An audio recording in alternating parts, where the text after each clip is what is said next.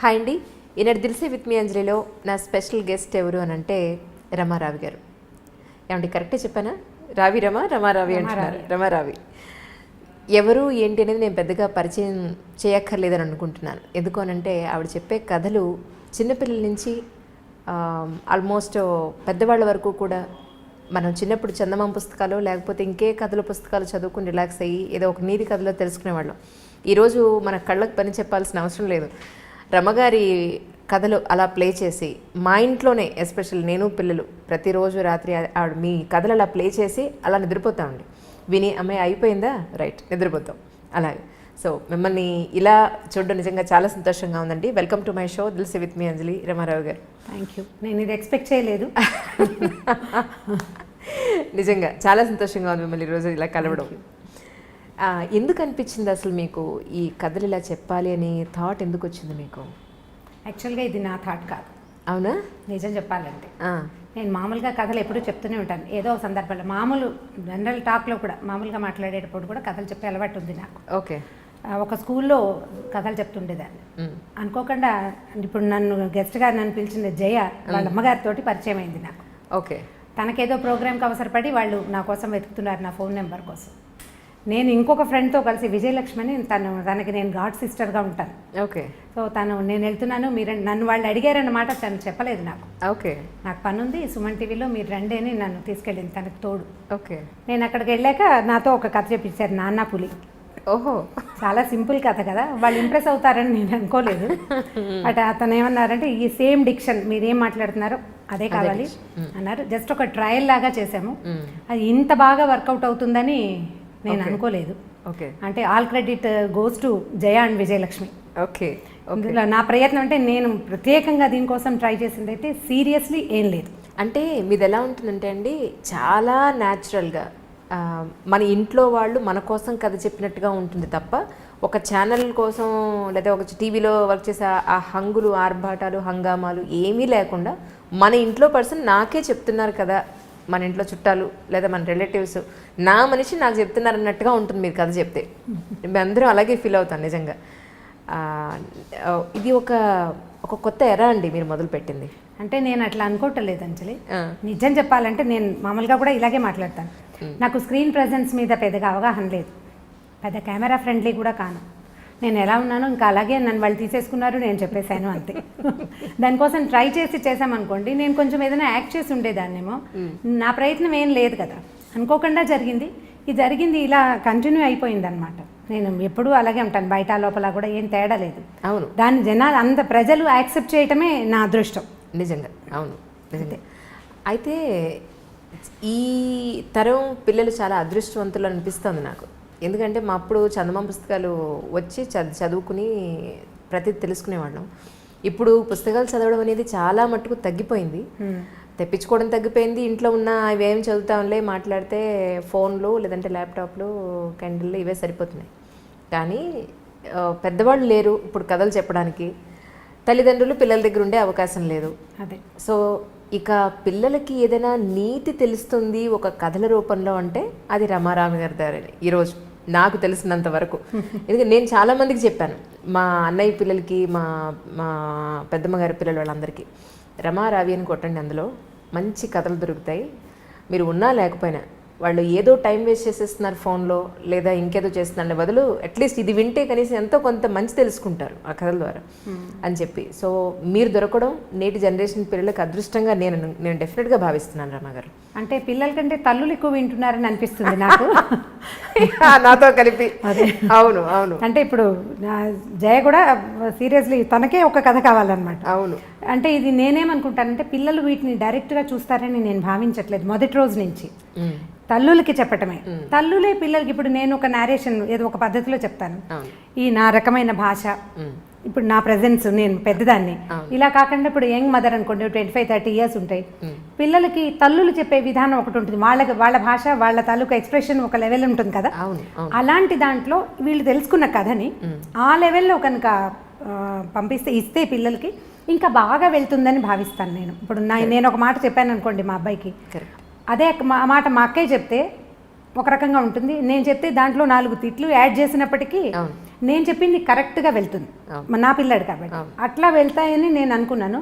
ఇప్పుడు బాగా తెలుస్తుంది ఏంటంటే పిల్లలు కూడా చూస్తున్నారు అని ఇప్పుడు ఈ మధ్య తెలుస్తుంది అనమాట. అవునండి, కొంతమంది పిల్లలు కూడా ఫోన్లు చేస్తుంటారు. ఓకే, ఆ నెంబర్ దొరికేసరికల్లా మాట్లాడుతూ ఉంటారు. సో కొంతమంది పిల్లలు చూస్తున్నారు. అంటే కథ డైరెక్ట్గా కాకుండా కొంత డిస్కషన్ చేస్తున్నాం కదా, ముందు వెనక ఏదో మాట్లాడుతున్నాం. సో ఈ మాట్లాడే మాటలతోటి పిల్లలు ఏమైనా అఫెండ్ అవుతారా, కష్టపెట్టుకుంటారా అలా అనిపిస్తుంది నాకు. పిల్లలు ఇలా ఉంటారు, ఇలా చేస్తారు, వాళ్ళని మనం ఇలా చేయాలి అని చెప్పే మాటకి వాళ్ళు ఫీల్ అవుతారని భావిస్తున్నాను నేను. లేదు, ఎందుకంటే నేను చెప్తా చూడండి. ఇప్పుడు పెద్దవాళ్ళు చెప్పినట్టు పెరట్లో ఉన్న చెట్టు వైద్యానికి పనికిరాదని నేను ఎంత చెప్పినా తల్లి వాళ్ళ పిల్లలకి ఎంత చెప్పినా ఎక్కదు. అదే అన్లెస్ అదే విషయాన్ని చక్కగా మీ మాటల్లో గుచ్చినట్టుగా మీ మాట ఎక్కడా కూడా డైరెక్ట్గా వెళ్ళి సూత్తో గుచ్చినట్టుగా ఎక్కడా ఉండదు. చాలా సాఫ్ట్గా వెళ్ళి తగులుతూ ఉంటుంది అర్థం చేసుకునే వాళ్ళకి. అయితే వాళ్ళు అనేది ఏంటంటే, అమ్మ నువ్వు చెప్పినట్టే ఉంది కానీ మేడం చెప్తే వినబుద్ధి అవుతుంది, నాకు రమ్మగారు చెప్తే వినబుద్ధి అవుతుంది. మా అబ్బాయి 8th క్లాస్ చదువుతున్నాడు. వాడు ఏ రోజున అదే క్రికెట్ ఏదైనా చూస్తానంటే కనుక, సరే అయితే క్రికెట్ చూడొద్దు, రమ్మగారి స్టోరీ నీకు ఓకే కదా, సరే అదే పెట్టి నేను చూస్తాను ఫస్ట్ అని మొదలు పెట్టాడు. అంటే నా కోసం మొదలుపెట్టి ఈ రోజు ఏ రోజున వాడు మీద ఒక కథ వినకపోతే వాడు పడుకోని పరిస్థితి, ఆ స్టేజ్కి వచ్చాడు. ఈవేళ నాతో పాటు వస్తానని, కానీ వాడు ఇంకా రెడీ అవ్వలేదు. ఇంకా లేట్ అయిపోతుందిరా బాబు, ఇంకో రోజు మన ఇంటికి వెడదాంలే డెఫినెట్గా, రమ్మగారితో నీకు ఒక ఫోటో కావాలి, నీ డైరెక్ట్గా స్టోరీ వినిపిస్తాను నీకు అని చెప్పి ప్రామిస్ చేసి వచ్చేసాను. డెఫినెట్లీ అండి, అది ఎప్పుడు జరుగుతుందో చూడాలి. రమ్మగారు, మీ ఇంటర్వ్యూ అని నేను ప్లాన్ చేసుకున్నప్పుడు చుట్టుపక్కల మా ఫ్యామిలీ మెంబర్స్ అందరికీ చెప్పడం జరిగింది. వాళ్ళ ఇళ్లలో ఉన్న సమస్యలు ఏదైతే ఉన్నాయో ఒకసారి రమ్మగారిని అడిగి నాకు ఏదైనా కొంచెం ఒక సమాధానం తెప్పిస్తావా, ఒక సొల్యూషన్ తెప్పిస్తావా అని అడిగారు. ఒకటి ఏంటంటే, చంటి పిల్లలు ఉన్న ఇంట్లో ఇప్పుడు జాయింట్ ఫ్యామిలీస్ లేవు, వీళ్ళు ఉద్యోగాలకు వెళ్ళిపోవాల్సిన పరిస్థితి.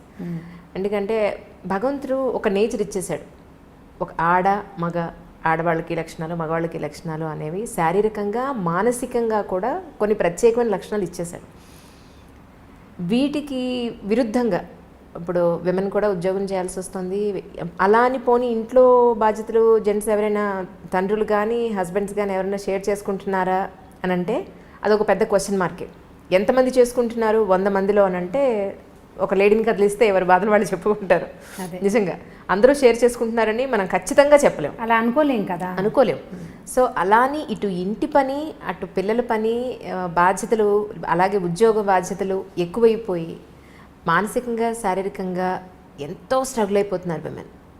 వాళ్ళ ఆరోగ్యం గురించి కూడా వాళ్ళు పట్టించుకోని కండిషన్లో, తెలుసు వీళ్ళే ఇంటి ఈవిడ వండకపోతే అందరి ఆరోగ్యం ఉండదు అని తెలుసు, ఈవిడ ప్రాపర్గా లేకపోతే ఇల్లు సవ్యంగా నడవదని తెలుసు, అయినా వాళ్ళ గురించి వాళ్ళు పట్టించుకోరు.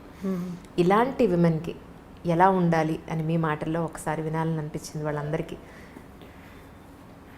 ఇది పిల్లలు పుడుతుండగా, అంటే ప్రెగ్నెన్సీలో ఉండగా లేదా ప్రెగ్నెన్సీ తర్వాత పోస్ట్నేటల్ డేస్లో కూడా ఆడవాళ్ళు నేను చేసేయగలను అని మనకి ఎలా ఉంటుందంటే, మనం ప్రూవ్ చేసుకోవాలన్న ఒక పిచ్చి పాతకాలంలో లేనిది ఇప్పుడు ప్రబలింది. సరిగా చెప్పాలని పెరిగింది అనకూడదు, ప్రబలిందనే చెప్పాలి. నీ వల్ల కాదు అంటే వీళ్ళకి నచ్చదు. ఇవాళ రేపు ఈ జనరేషన్ ఆడపిల్లలకి నీ వల్ల కాదన్న మాట నచ్చక నా వల్ల అవుతుందని అన్ని పులుముకుంటారు. సరిగా చెప్పాలంటే, అంటే సీరియస్లీ చెప్పదలుచుకుంటే కనుక. అవును, ఈ పులుముకున్నది ఏమవుతుందంటే, పాత సామెత ఒకటి ఉంది, ఎత్తుకున్న బిడ్డ మొత్తుకున్నా దిగదని. ఒకసారి ఎత్తుకోమనక మనం అలవాటు చేసామా, నాకు చెయ్యి నొప్పి పెడుతోందంటే పిల్లాడికి అక్కర్లా నీ చెయ్యి నొప్పొద్దు, నీ మెడ నొప్పొద్దు, వాడికి ఎత్తు కావాలంతే.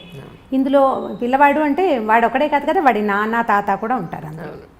ఎప్పుడైనా సరే కుటుంబ సభ్యులకి విషయాన్ని షేర్ చేయకుండా మనం మొయ్యగలము అని కనుక బలవంతంగా నెత్తి మీదకి తీసుకుంటే ఇక ఎప్పటికీ మీరు షేర్ చేయలేకపోతారు. లిమిటేషన్స్ ఉంచుకోవాలి ఎవరైనా సరే. నేను కూడా, నాకు ఇదే జబ్బు ఉంది, నాకు కూడా ఉందా జబ్బు. ఇప్పుడు ఇంత ఏజ్ వచ్చాక ఇప్పుడు నా వల్ల కాదు అంటే, ఎందుకు నీ వల్ల కాదు అనే క్వశ్చన్ వస్తూ ఉంటుంది తప్పిస్తే, ఇక నువ్వు చేయలేవా అయ్యో పాపం అని ఎవరు అనరు. ఆ మాట ఎవరికి నచ్చదు. అందుకని ఇది చిన్న వయసులోనే మనం ఏం చేయాలంటే, మనకి ఒక లిమిటేషన్ ఉంచుకోవాలి. నేను ఇది చేయగలను, నేను ఇది చేయలేను, పోనీ ఈ విషయాన్ని ఇంత మటుకు చేస్తాను, తర్వాత నేను చెయ్యను అని చెప్పగలగాలి. ఈ చెప్పటం రాకపోతే అనుభవించాల్సిందే. ఇప్పుడు పిల్లలు చిన్నతనం, ఒక 3-4 ఏళ్ల చంటిబిడ్డ ఉన్నాడు అనుకోండి, 4 ఏళ్ల పిల్లాడంటే ఇక వాడి ఎంత మారంలో ఎంత విసుగులో వాడికి అన్నం పెట్టడం, వాడిని నిద్రపుచ్చడం, వాడి ప్రతిదీ ఒక కష్టసాధ్యమైన సంగతిగానే ఉంటుంది. వీటిని తల్లులే చేయవలసిన పనులు ఉంచుకుని మిగిలినవి తండ్రులకి షేర్ చేయడానికి ప్రయత్నం చేయాలి. వాళ్ళతో కూర్చొని మాట్లాడుకోవాలి. ఇప్పుడు మీరు మామూలుగా కబుర్లు చెప్పుకోవడానికి, సినిమాలకు వెళ్ళడానికి వాటన్నిటికీ మాట్లాడుకుంటూనే ఉంటారు. అలాంటప్పుడు ఇలాంటివి కూడా మాట్లాడకుండా ఉండరు కదా. వైఫ్ అండ్ హస్బెండ్ అన్నాక ఎంతో కొంత మాట్లాడుకుంటేనే కదా సంసారం నడిచేది.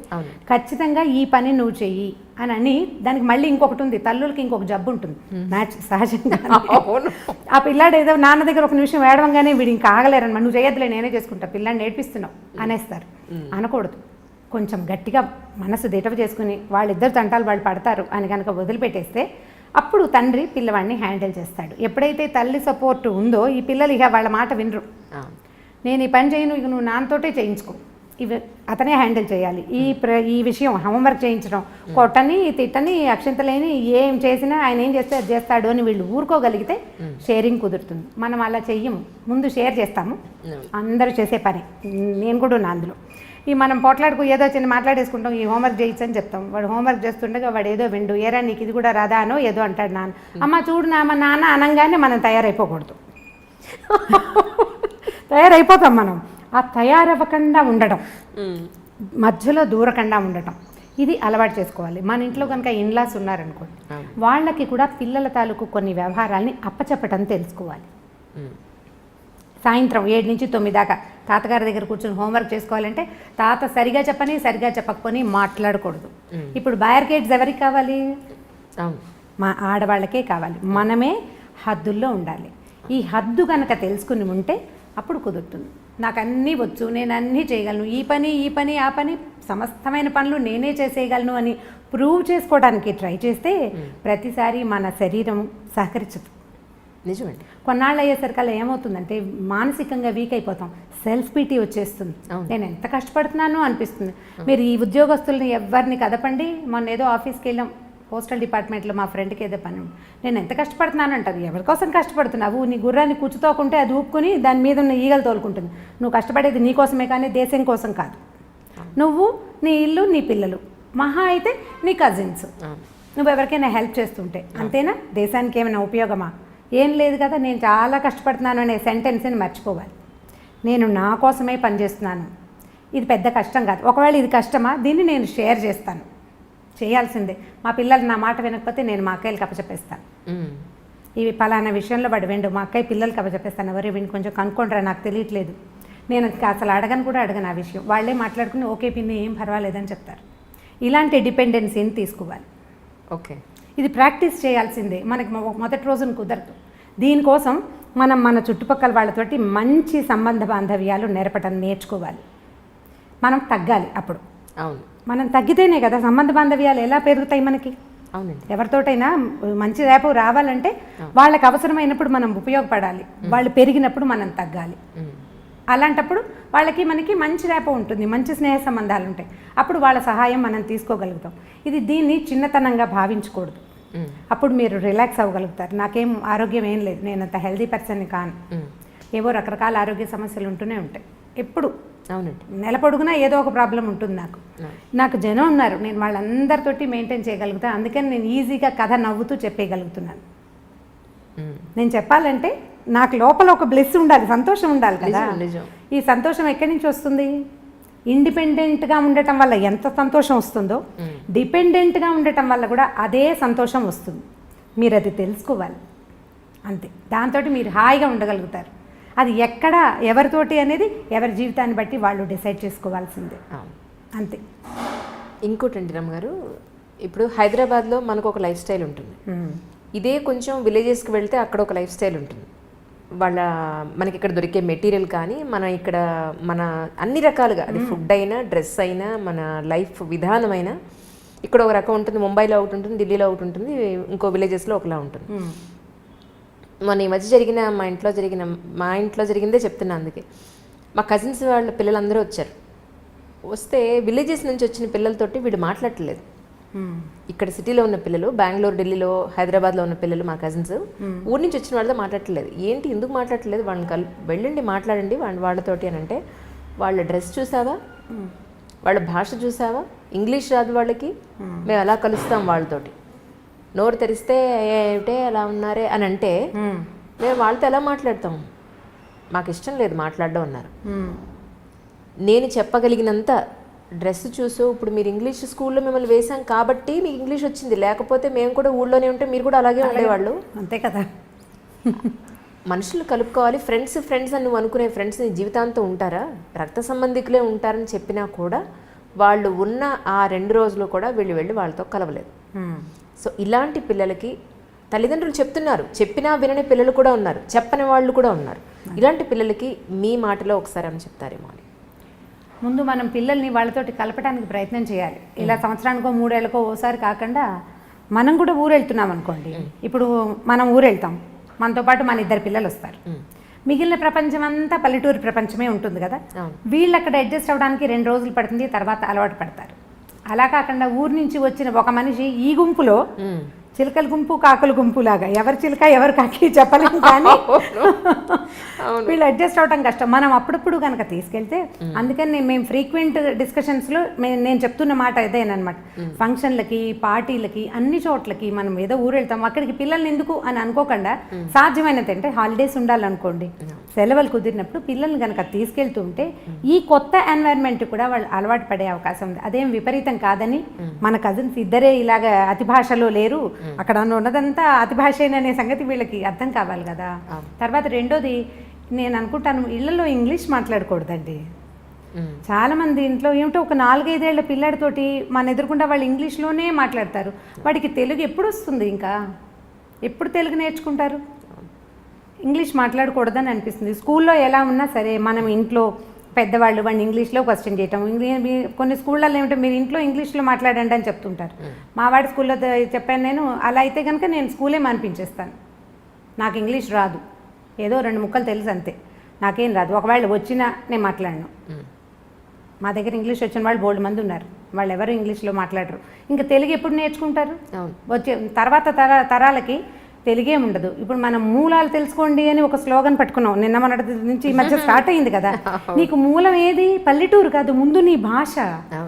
ముందు నీ భాష, దానికి ఒత్తులు శశసహాలకి తేడా అవే మనం తెలియజేయటం లేదు. ముందు మీరు ఇంగ్లీష్లో మాట్లాడకుండా పిల్లలతో తెలుగులో మాట్లాడి, ఇంట్లో ఇంగ్లీష్ మాట్లాడితే తెలుగు మాట్లాడు, ఈ 4 ముక్కలు నేర్చుకో, మేము ఉండగా అయినా అని పిల్లల్ని బెదిరించి, తర్వాత వీళ్ళని ప్రతి ఫంక్షన్కి, పార్టీకి తీసుకుని వెళ్ళి కనుక అలవాటు చేస్తే అప్పుడు కొంచెం కాస్త బెటర్గా అవుతారని అనిపిస్తుంది. మా వాళ్ళు ఏమి పల్లెటూరుకి దానికి తేడా ఫీల్ అవ్వరు. సంవత్సరానికి 2 రోజుల నుంచి 15 రోజుల దాకా ఎప్పటికప్పుడు ఊళ్ళో పడి దొరలేస్తారు. అక్కడ ఫ్యాన్లు ఉండవు, ఎప్పుడు కరెంట్ ఉండదు, ఏసీ ఉండదు, ఫోన్లకి సిగ్నల్స్ రావు.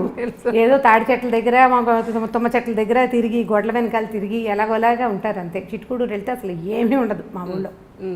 అగ్గిపెట్ట కూడా ఇది వరకు దొరికేది కాదు, ఇప్పుడేదో అగ్గిపెట్టెలు అవి దొరుకుతున్నాయి, కానీ మేము బాగానే ఉన్నాం. మరి వాళ్ళు పిల్లలు గొడవ పెట్టేవారు కదండి, మేము రావు అక్కడికి ఉండవని.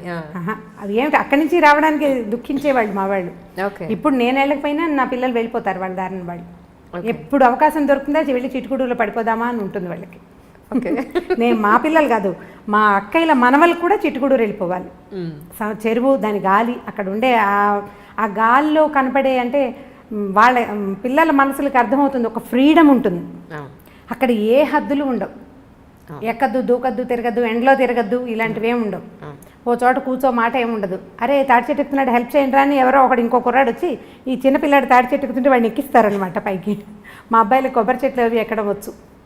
మేము సిటీలోనే వాళ్ళు పుట్టి పెరిగిన, వాళ్ళ నాన్నగారు కూడా ఇక్కడే పుట్టి పెరిగారు. అయినా సరే వెళ్ళటం వల్లే వదిలేయండి కాస్త. ఇప్పుడు మనకు చుట్టాలు లేరనుకుందాం, పల్లెటూళ్ళు తీసుకెళ్ళండి, ఎక్కడైనా స్టే చేసేందుకు అవకాశం తీసుకుని. మీరు అలా గనక వెళ్తే మూలాలు తెలుసుకోవటం కాదు, వాళ్ళని వాళ్ళు తెలుసుకుంటారు. మనం ఇవాళ దీంతోటే పుట్టలేదు, ఇంతకుముందు ఇంకోటి కూడా మన జీవితాల్లో ఉండేది అనే సంగతి వాళ్ళకి అర్థమవుతుంది. ఇదే ప్రత్యేకమైన విషయం కాదు, మీరు అడిగారు కాబట్టి నేను ఆన్సర్ చెప్పాను, కానీ సహజంగా జరిగిపోతున్నాయి ఇవి. ప్రత్యేకంగా ఏం చేయట్లేదు, మూలాలు తెలుసుకోవడం కోసం వెళ్ళటం మేము, మా ఊరు మేము వెళ్తున్నాం అంతే. అలాగే ఇంకొకటి రమ్మగారు, సిటీలో ఇప్పుడు మీరు నేను నెక్స్ట్ అడగబోయే క్వశ్చన్ మీ దాంట్లోనే మొదలైపోయింది. యాక్చువల్లీ ఫ్రీడమ్ అనేది టీనేజ్ పిల్లలకి, అమ్మాయి అయినా అబ్బాయి అయినా సరే, అదొక పెద్ద టీనేజ్ పిల్లల్ని మేనేజ్ చేయడం, పెంచడం అనేది తల్లిదండ్రులకి అసలు తలకు మించిన భారం అయిపోయింది ఈరోజు. ఎస్పెషల్లీ సిటీస్లో, విలేజెస్లో అంత లేదు, కానీ అక్కడ క్వశ్చన్ చేయాలంటేనే అమ్మ నాన్న వాళ్ళని ఒక మాట అండం ఏంటి అనే ఒక చిన్న ఇది ఉంటుంది, భయం భక్తి కనపడుతుంది. ఇక్కడ మన సిటీలో అది కనిపించట్లేదు. వాళ్ళది ఏంటంటే ఫ్రీడమ్ అనే దానికి విచ్చలవిడితనానికి డిఫరెన్స్ తెలియట్లేదండి. మా అమ్మ పార్టీలకి బర్త్డే పార్టీలకి పంపదు. మా అమ్మ లేదా బయట ఫ్రెండ్స్ ఈరోజు పార్టీ వీకెండ్ పార్టీ చిల్ అవుదామంటే మా అమ్మ పంపదు. లేదా మా అమ్మ హెయిర్ కలర్ వేసుకుంటానంటే వద్దంటుంది. మా అమ్మ నాకు మినిమం ఫ్రీడమ్ ఇవ్వదు. ఒక ఫోన్ వచ్చి నేను లోపలికి డోర్ వేసుకుని మాట్లాడతానంటే మా అమ్మ ఒప్పుకోదు. ఫోన్ వస్తే లోపలికి వెళ్ళి ఎందుకు మాట్లాడాలి, బయట ఎందుకు మాట్లాడకూడదు, మేము అందరూ ఉన్నాం కదా ఇక్కడ ఎందుకు మాట్లాడకూడదు అంటుంది.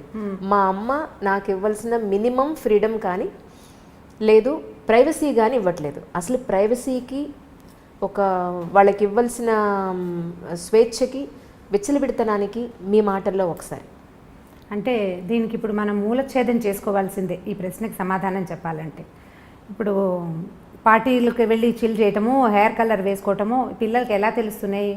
తమ తోటి వాళ్ళు చేయటం వల్ల ఒకటి, లేదా సోషల్ మీడియా వల్ల. ఇప్పుడు వీళ్ళు ఏదో నెట్లో యూట్యూబ్లో చూడడానికి చూస్తారు, రకరకాల హిందీవి షార్ట్ ఫిల్మ్స్ వీడియోస్ చూస్తుంటారు. అందులో చూసిన దాన్ని కాపీ చేయాలనుకుంటారు అంజలి ప్రధానంగా. ఇప్పుడు మనం యూట్యూబ్లోనే ఇవన్నీ రకరకాల ప్రోగ్రాములు చేస్తున్నాం. ఇప్పుడు దీంతో పాటు మనం ఏదో సంస్కారాలు వీటిని గురించి తెలియజేయాలని మనం అనుకుంటున్నట్టే ఫ్రీడమ్ని తెలియజేసేస్తున్నారు నానా రకాలుగా. ఇంగ్లీష్ వీడియోస్ కానీ హిందీ వీడియోస్ కానీ మీరు చూడండి, ఒక అమ్మాయి అబ్బాయి చాలా ఫ్రెండ్లీగా ఉండటం, వాళ్ళిద్దరూ బెస్ట్ ఫ్రెండ్స్గా ఉండటం కోకొల్లలుగా కనపడతాయి. ఆడపిల్లలు ఇష్టారాజ్యంగా హెయిర్ కట్లు, చిన్నవి పొన్నవి బట్టలు వేసుకోవటమే మనం చూస్తాం. ఇప్పుడు మనం చూసిన పిల్ల న్యాచురల్లీ అది కాపీ చేయాలని అనుకుంటుంది. అది జరిగేదే కదా. అక్కడి నుంచి ఓ 10 మంది పిల్లలు చూసారనుకోండి, ఓ 2 పిల్లల తల్లులు కొంచెం ఫ్రీగా ఆలోచించేవాళ్ళు, పిల్లలు ఇష్టారాజ్యంగా పోనీ ఇవాళ రేపు ఫ్యాషన్ అని భావించేవాళ్ళు ఓ 2 చేయనిస్తారు. మిగిలిన 8 మందికి వాళ్ళ మీద ఫ్యాన్సీగా ఉంటుంది. వాళ్ళ ఒక 5-6 కష్టపడి ఎలాగో ఇరికి అందులో జ్వరపడతారు అనుకోండి, ఓ 2 ఉండిపోతాయి డక్లింగ్స్ వెనకాల. వీటికి ఏమనిపిస్తుంది, ఈ బాతులన్నీ ముందుకు పోతున్నాయి, నన్ను పోనివ్వటం లేదని పేరెంట్స్ మీద ఒక కచ్చా అయిష్టము ఏర్పడుతుంది. ఇప్పుడు ముందు పోతున్న ఈ 8 బాతుల్ని మనం ఏ రకంగా కంట్రోల్ చేయగలుగుతాం? మనం ఎక్కడ కట్ చేయాలి దాన్ని? ఎక్కడ కట్ చేయాలి? ముందు మనం మూలఛేదం చేసుకోవాల్సి వస్తుంది. దీనికి ఇక వేరే మార్గం ఏదీ లేదు. పల్లెటూళ్ళల్లో కూడా ఇందుకు భిన్నంగా లేరు.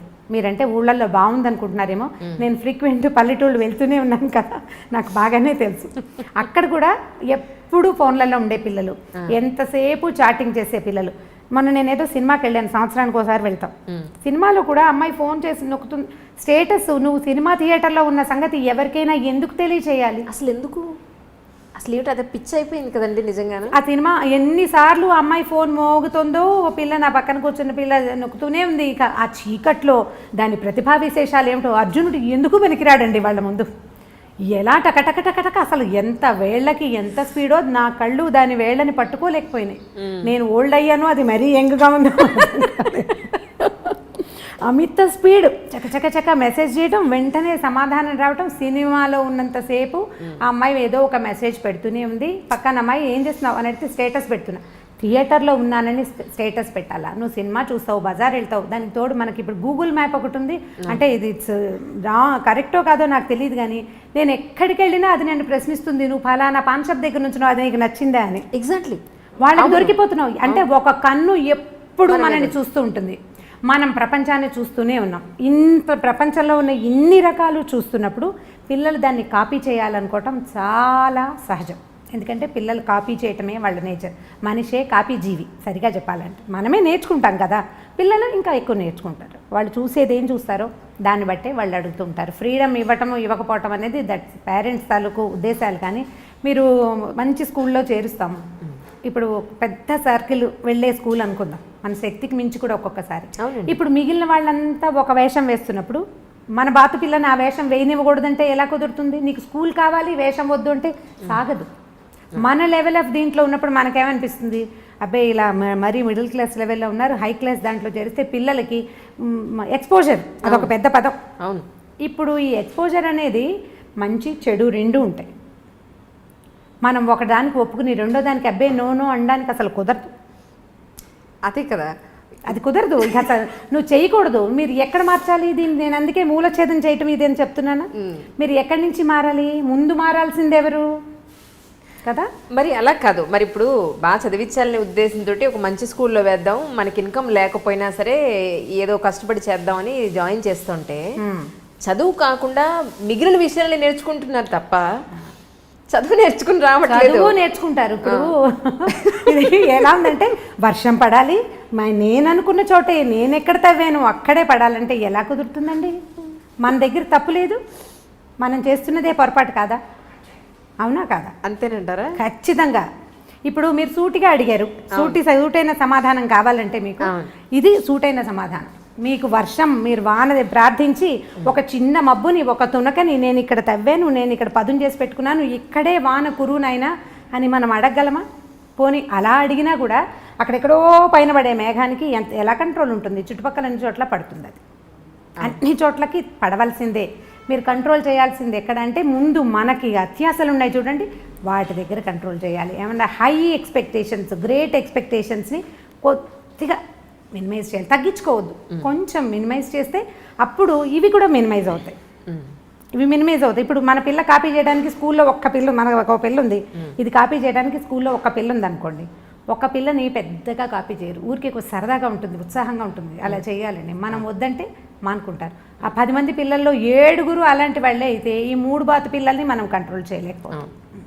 మరి 10 ఉన్న చోట జాగ్రత్తగా సెలెక్ట్ చేసుకోవాలి. మీరు సెలెక్ట్ చేసుకునే స్కూల్స్, మనం పిల్లల్ని పంపించే సోషల్ ఎన్వైర్న్మెంట్ ఎలా ఉంది, మన వాళ్ళు ఏం చూస్తున్నారు, దానిని బట్టే పిల్లల ఆలోచన విధానం ఉంటుంది.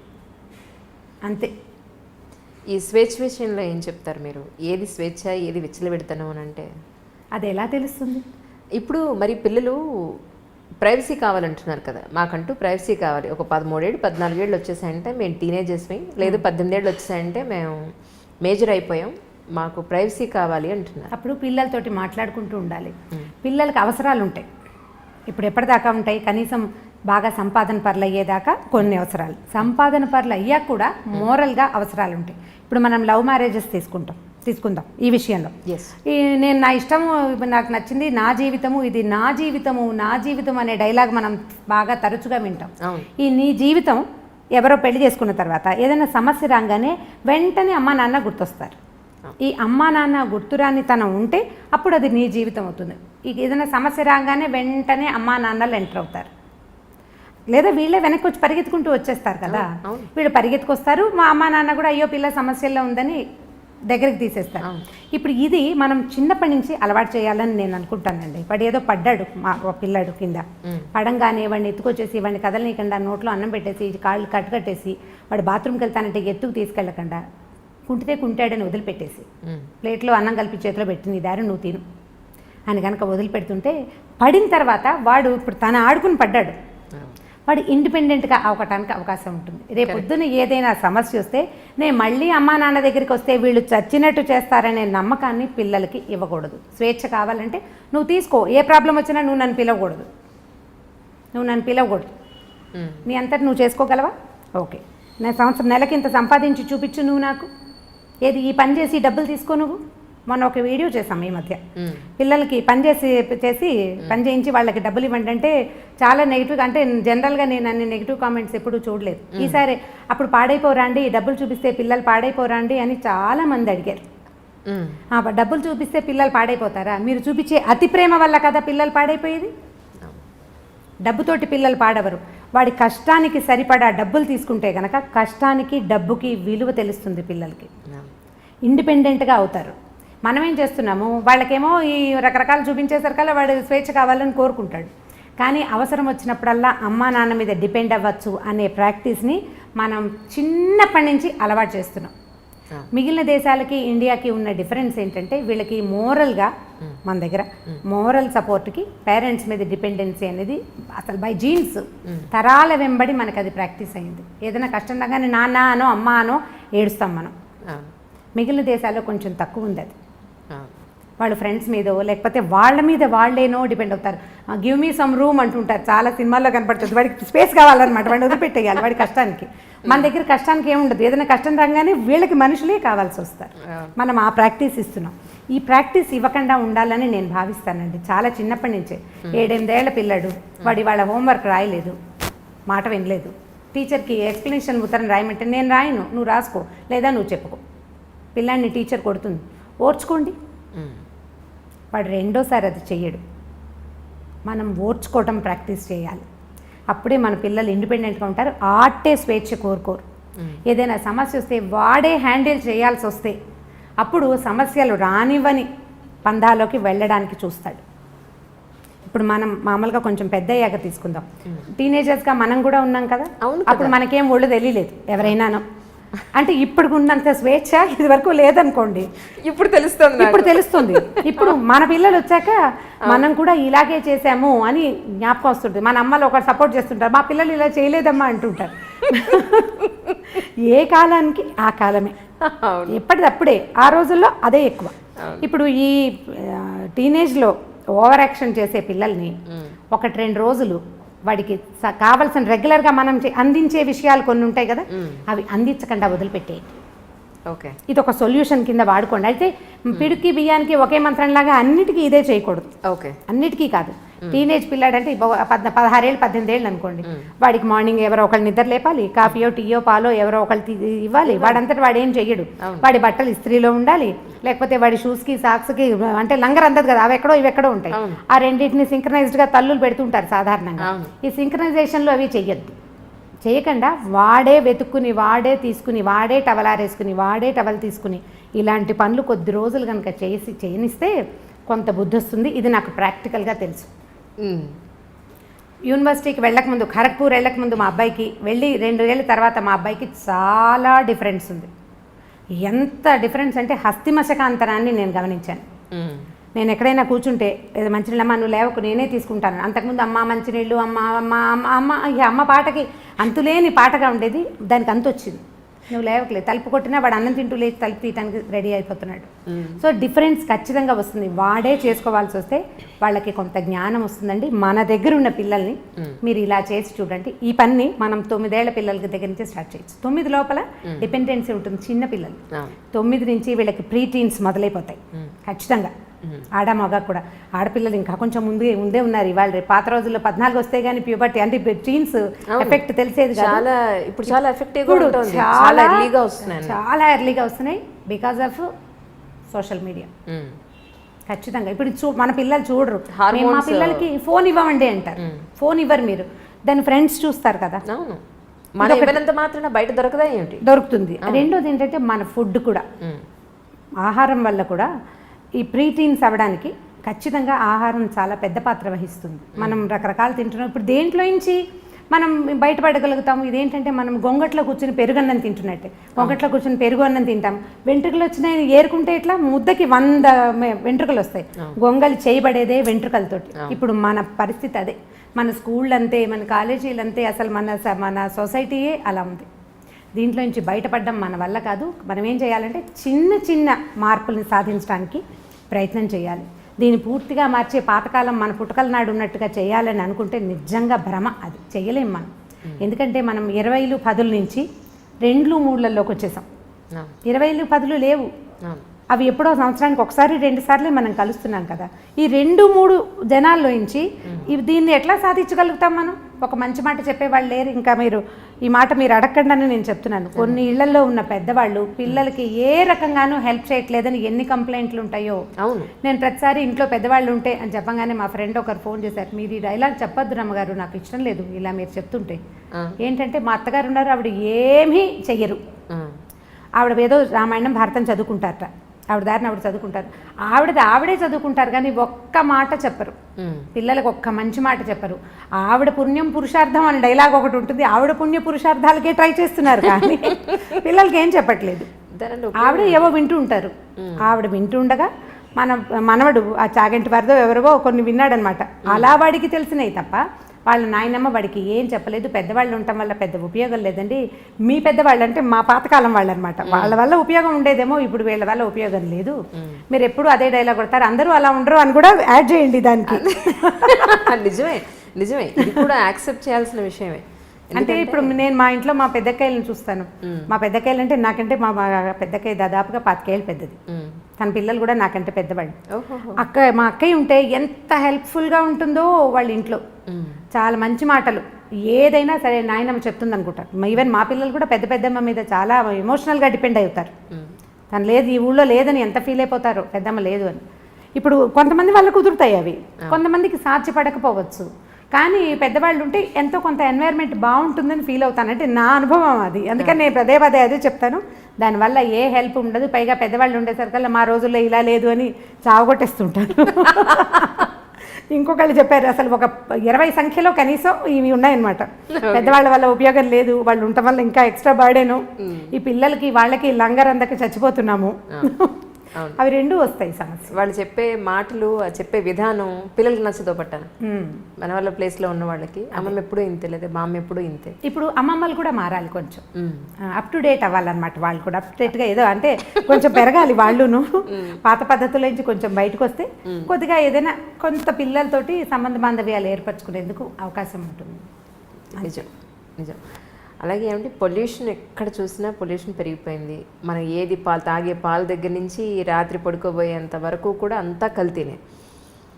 పిల్లలు బయట చూస్తే మనం ఇచ్చే బాక్సులు వాళ్ళు తింటారన్న గ్యారంటీ లేదు. డబ్బులు ఇస్తే ప్రాపర్గా ఏ పళ్ళో లేకపోతే ఇంకోటి తింటారన్న గ్యారంటీ లేదు. ఏం తింటారో మొత్తానికి ఆరోగ్యం చెడగొట్టుకుని అయితే వస్తారు అల్టిమేట్గా. మీరు చిన్నప్పుడు డబ్బులు ఇస్తే పళ్ళు కొనుక్కొని తిన్నారా?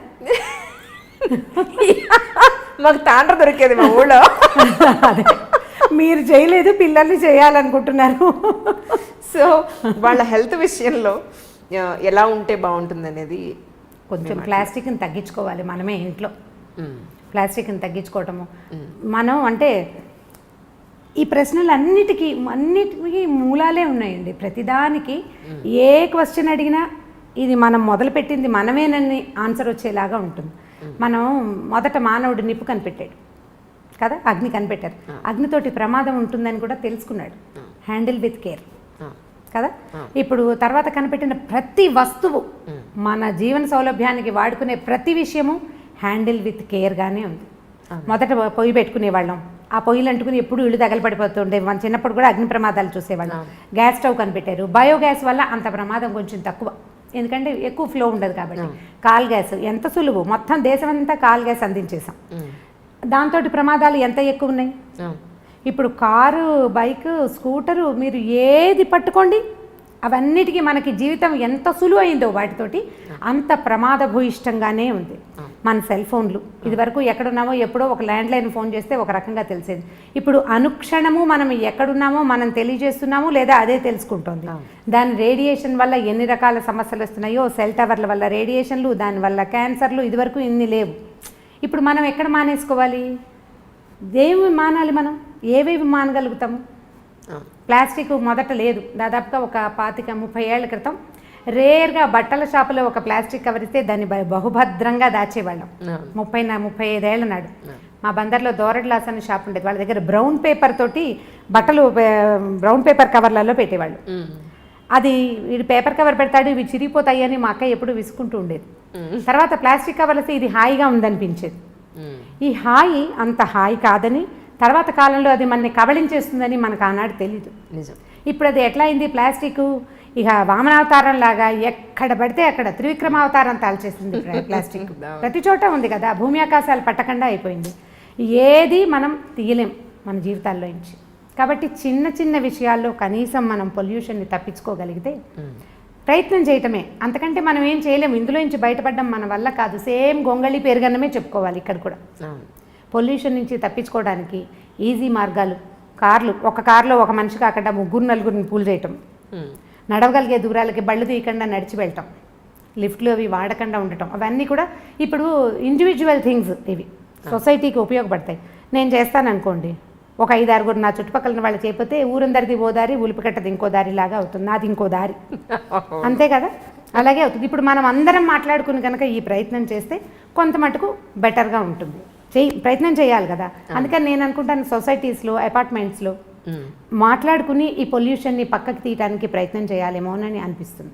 మనం ట్రై చేయాల్సిందే, లేకపోతే అవదు. దీనికి ఇనిషియేటివ్ ఎవరు తీసుకుంటారు? మళ్ళీ ఈ ఫోన్లు, మళ్ళీ మీటింగ్లు, ఒక మీటింగ్ కూర్చున్నప్పుడు, ఒక చోట కూర్చున్నప్పుడు మళ్ళీ ప్లాస్టిక్ బాటిల్స్లో మంచినీళ్ళు, ఆ తర్వాత ఏమో డిస్పోజబుల్ గ్లాసులు, ప్లేట్లు తెచ్చుకుంటాం. మనమేమో పొల్యూషన్ కంట్రోల్ చేయాలనుకుంటున్నాం, మన దగ్గర ఇవన్నీ ఉంటాయి. ఇప్పుడు గవర్నమెంట్ బోల్డ్ అన్ని మీటింగ్లు జరుగుతాయండి. ఇక మీటింగ్ అయిన తర్వాత ఆ ప్రాంతంలో ఎన్ని బాటిల్స్, ఎన్ని గ్లాసులు, ఎన్ని ప్లేట్లు, ఎంత చెత్తో, మామూలు చెత్త కాదు. ఇవన్నీ ఎక్కడికి వెళ్తాయి? కష్టం కదా. మనం ఆలోచించి దీన్ని పక్కకు తీయాలి. ఇళ్లలో కనుక చేస్తే బాగుంటుంది అనిపిస్తుంది. ప్లాస్టిక్ని తగ్గించుకోండి, ప్లాస్టిక్ వాడకం, తర్వాత నాన్ స్టిక్ లాంటివి వాడడం అవన్నీ మనంతటా మనం చేసుకుంటే. ఇప్పుడు నేను చేస్తాను సీరియస్గా, మా ఇంటికి వచ్చిన వాళ్ళకి చెప్తాను, వాళ్ళకి నచ్చింది అనుకోండి, అంటే నా వే ఆఫ్ టాకింగ్ వాళ్ళకి నచ్చాలి, ఆ రోజు వాళ్ళ మంచి మూడ్లో ఉండాలి, ఇవన్నీ ఉన్నాయి కదా, ఉన్నప్పుడు మార్చుకుంటారు. ఇవాళ నుంచే అట్లా స్ప్రెడ్ అవుతుంది అంతే. 1:2, 1:3, మళ్ళీ 3:9 ఈ రకంగా వెళ్ళాలి. ప్రయత్నం చేస్తే మన ఇళ్లలో, కనీసం మన చుట్టాల ఇళ్లలో, నేను ఇది కొన్ను, ఈ వేరు కొన్ను, ఆ వేరు నేను కొన్ను. యాక్చువల్గా నాకు కూడా మొదట్లో ప్లాస్టిక్ వస్తువులు మంచి సరదా ఉండేది. ఒక కొన్నేళ్ల క్రితం ఆ కలర్ఫుల్గా ఉంటే అదే కదా చాలా బాగుంది, క్లీన్గా ఉంది, నీట్గా ఉంది అనిపించేది. ఎప్పుడైతే ఇది మన తినేస్తుంది అని అర్థమైందో ఒక 10 ఏళ్ళుగా నా అంతటి నేను ఏమీ కొనలేదు. వాటంతటా అవి వచ్చినవి ఓ రోజు వాడడం, మళ్ళీ జాగ్రత్తగా తీసి పక్కకు పెట్టడం. ఇది ఏంటంటే హ్యాండిల్ విత్ కేర్ అన్నాం కదా. అవసరమైనప్పుడు అత్యవసర స్థితిలో వాడుకోవటం, లేనప్పుడు దాన్ని రోజువారీ వాడకంలోకి పెట్టకూడదు. ఇప్పుడు మా దగ్గర బోల్డ్ డబ్బాలు ఉన్నాయి, అవన్నీ ఏం చేయాలి, పారేయాలంటే పారేయద్దు, అత్యవసరానికి వాడుకోండి. ఎక్కడికో బయటకు వెళ్తాము, స్పిల్ అవ్వకుండా ఒక పదార్థాన్ని తీసుకెళ్ళాలి, అప్పుడు వాడుకోండి. స్పిల్ ప్రూఫ్గా ఉండే డబ్బాల్ని ఆ ఒక్క రోజుకి, అప్పుడు బాగానే ఉంటుంది కదా. దానికోసం ట్రై చేస్తే మనమే. ఇప్పుడు దీని అన్నిటికీ ఆడవాళ్లే ట్రై చేయాలా అంటే, మనం ట్రై చేస్తుంటే మనతో పాటు ఉన్న వాళ్ళు చచ్చినట్టు ట్రై చేస్తారు. రెండో దారి లేదు, రెండో దారి లేదు కదా. నేను ఇలాగే చేస్తానంటే రెండో వాళ్ళు ఏం చేస్తారండి? అవును, నేను చెయ్యను అంతే. దానికోసం పోట్లాడక్కర్లేదు, చేయనంటమే, వినిపించుకున్నట్టు ఉండిపోవటం, విని వినపడినట్టు ఊరుకోవటం, వాటిని ప్రాక్టీస్లో పెట్టాలి ఏ ఆడవాళ్ళైనా సరే. ఇప్పుడు మనకు నచ్చిన విషయం ఒకటి ఉంది, వాళ్ళకి నచ్చలేదు అవతల వాళ్ళకి, ఏం చేస్తాము? 2 రోజులు పోరాడతాం. పోరాడేది ఏమిటి? నిశ్శబ్దం, ఊరుకున్నంత ఉత్తమం లేదని చెప్తారు. ఊరుకోవాలి, వినిపించుకోకుండా మన దారిని మనం చేస్తుంటే కొన్నాళ్ళకి ఆటోమేటిక్గా అదే అలవాటు అయిపోతుంది అంతే. కానీ ఎంత కష్టం మాట్లాడకుండా, మన కోపం వచ్చినప్పుడు, మనకి యాంటీగా ఒక విషయం జరుగుతున్నప్పుడు, మనకు నచ్చంది జరిగినప్పుడు ఒక మాట అనకుండా కామ్గా ఉండాలంటే చాలా కష్టం కదండి. చాలా కష్టం. మీ వాళ్ళ అమ్మగారు ఏం చేసి ఉంటారో ఆలోచిస్తే ఈజీగా అనిపిస్తుంది. ఓకే, నిజంగా. ఎందుకంటే ఇప్పుడు మనకి లైఫ్ సులువైపోయింది కదా అంజలి. నిజంగా ఎంత ఈజీ అయింది. సింపుల్గా బళ్ళ మీద కార్ల మీద వెళ్ళిపోతున్నాం. ఏదైనా పచ్చడి చేయాలంటే ఈజీగా చేసేస్తాం. ఇదివరకు ఆవకాయ అంటే 10 రోజుల పని, ఇప్పుడు ఏం లేదు. రైతు బజార్ వెళ్తాం, 3-4 గంటలు ఆవకాయ ఫినిష్ చేసి డబ్బాకెత్తి పక్కన పడేస్తాం. చాలా తొందరగా అయిపోతుంది. అన్ని పనులు ఈజీగా అవుతున్నాయి. మన అమ్మమ్మల జీవితాలు ఇలా సులువుగా నడవలేదు. చాలా స్ట్రగుల్ అయ్యేవారు, చాలా శ్రమ పడేవాళ్ళు, బోల్డ్ అంతా పని చేసేవాళ్ళు, అలుపు సులుపు లేకుండా ఉండేవాళ్ళు. నిజం, అలుపు లేకుండా ఉండి తర్వాత మరి నెక్స్ట్ డే నడవాలి కదా. ఈ ఒక రోజుతోటి అయిపోలేదు కదా. ఇవాళ బాగా అలసిపోయామంటే మనమైతే 2 గంటలు ఎక్స్ట్రా పడుకుంటున్నాం. పాత రోజుల్లో పడుకుందుకు అవకాశాలు కూడా ఉండేవి కాదు. మంచం ఎత్తేయాలి తెల్లారకుండానే. ఇప్పటి పరిస్థితులు కావు కదా. వాళ్ళని ఒకసారి తలుచుకుంటూ ఉంటే మన ముందు తరం వాళ్ళు ఎంత స్ట్రగుల్ అయ్యారో ఆలోచిస్తే ఇది ఈజీగా అనిపిస్తుందని నేను అనుకుంటాను. నేను మా మదర్ని బాగా తలుచుకుంటా ఆ విషయంలో, మా నాయనమ్మని కూడా. ఎలా వీళ్ళు సర్దుకున్నారు, ఎట్లా వీళ్ళు చేయగలిగారు. మా పెద్దక్కయ్యలు 3 కూడా ఎప్పుడూ నాకు ఫ్యాసినేషన్ వాళ్ళ మీదే ఉంటుంది. వీళ్ళు ఎలా చేశారు అని. పొయ్యి మీద వంట చేసుకోవటం, 20 మంది 15 మంది పిల్లలు, ఇంటి నిండా పిల్లలు, ఓ పిల్లకి జ్వరం, ఓ పిల్లకి తలనొప్పి, ఇంకో దానికి ఇంకోటి ఏమిటో, ఒకటి పడి కాలికి దెబ్బలు కొట్టుకుంటారు.